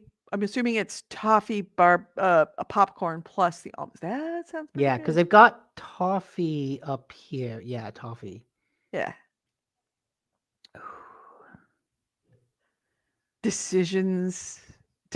You know, oh god, but so many of the savory ones look so good. Yeah, he says AC Ray says the flavors are each in separate containers, so don't worry about mixing like in a big can. Yeah, this comes in a box and they're all in 3 different jars or containers. Pizza. But no, you know what? I gotta do the spread. Okay. Do the spread. Get 1 savory, 1 sweet, and 1 sweet and savory. Okay. So what did you get? I got toffee almond, Uh-huh. barbecue bacon, Uh-huh. and cinnamon toast. Okay. It's quite interesting. So how many days after, like AC Wraith, AC Wraith and Blood Reaper, I sent those out. When did I send them out? I'm gonna stop my screen before I put I in ordered them contact May information. 21st for immediate delivery. How long did it take for you to get there? Like what day did you actually get it on? Because it could be that oh, that's just too big. It could be that where are we at? What? I can't get it to do what I want. There we go. No. No. No. No, I can't get it to do what I want it to do. Anyway. There we go. That's what I wanted. He got his on Friday. I sent it on May 21st. I sent it on Sunday after the show. He got his on Friday. So it took about 5 business days. So in theory, our next show, you should have it and have, had the weekend to consume them.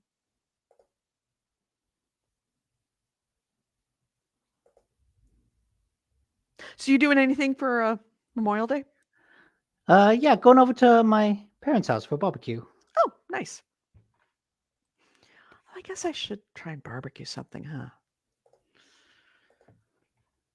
Yeah, he said, oh, yeah, AC Races. Oh, yeah, it was Friday. He got his. There was a delay in showing up on the tracker, but it still showed up a day or so after I noticed. Okay. Good. So yeah, it should take 5 days. And I still need to get mailing information for no, it's Chunder that I need to send the it's Bitters. Bitters. I need Bitters email because that's where I need to send him because I owe it to him too. I made a promise that I would send it to you, and I did. All right. So I guess I'm going to go. I've had 2 people already call on hopefully different things. So I should probably answer those. Everybody have a great weekend. Have a very safe holiday. And, I don't know that there's anybody in California other than Nick or me that are listening. But if you are listening and you are from California this Memorial Day, do not go in the rivers. Don't go in a river. Don't go in a stream. Don't go anywhere. There are people like dying every single day because they're getting swept off their feet and swept down river. Like whole families that are going out to the American River for a day and they wait out a little way to go to a rock and everybody gets, swept off their feet and everybody dies. They find them a mile down the river because right now the snow melt is insane and it's making those rivers rush very hard. So don't even think about going on the water. Right? Just go on the shore if you need to go. If you're going to go to the down to the river to hang out, just stay on the shore. That's my PSA for the weekend. Have a great time, everyone. We'll see you next week with Nick with the popcorn. Yeah, I'll have some on air. See you later, everyone. Bye. Oh, dog. Yes, I know.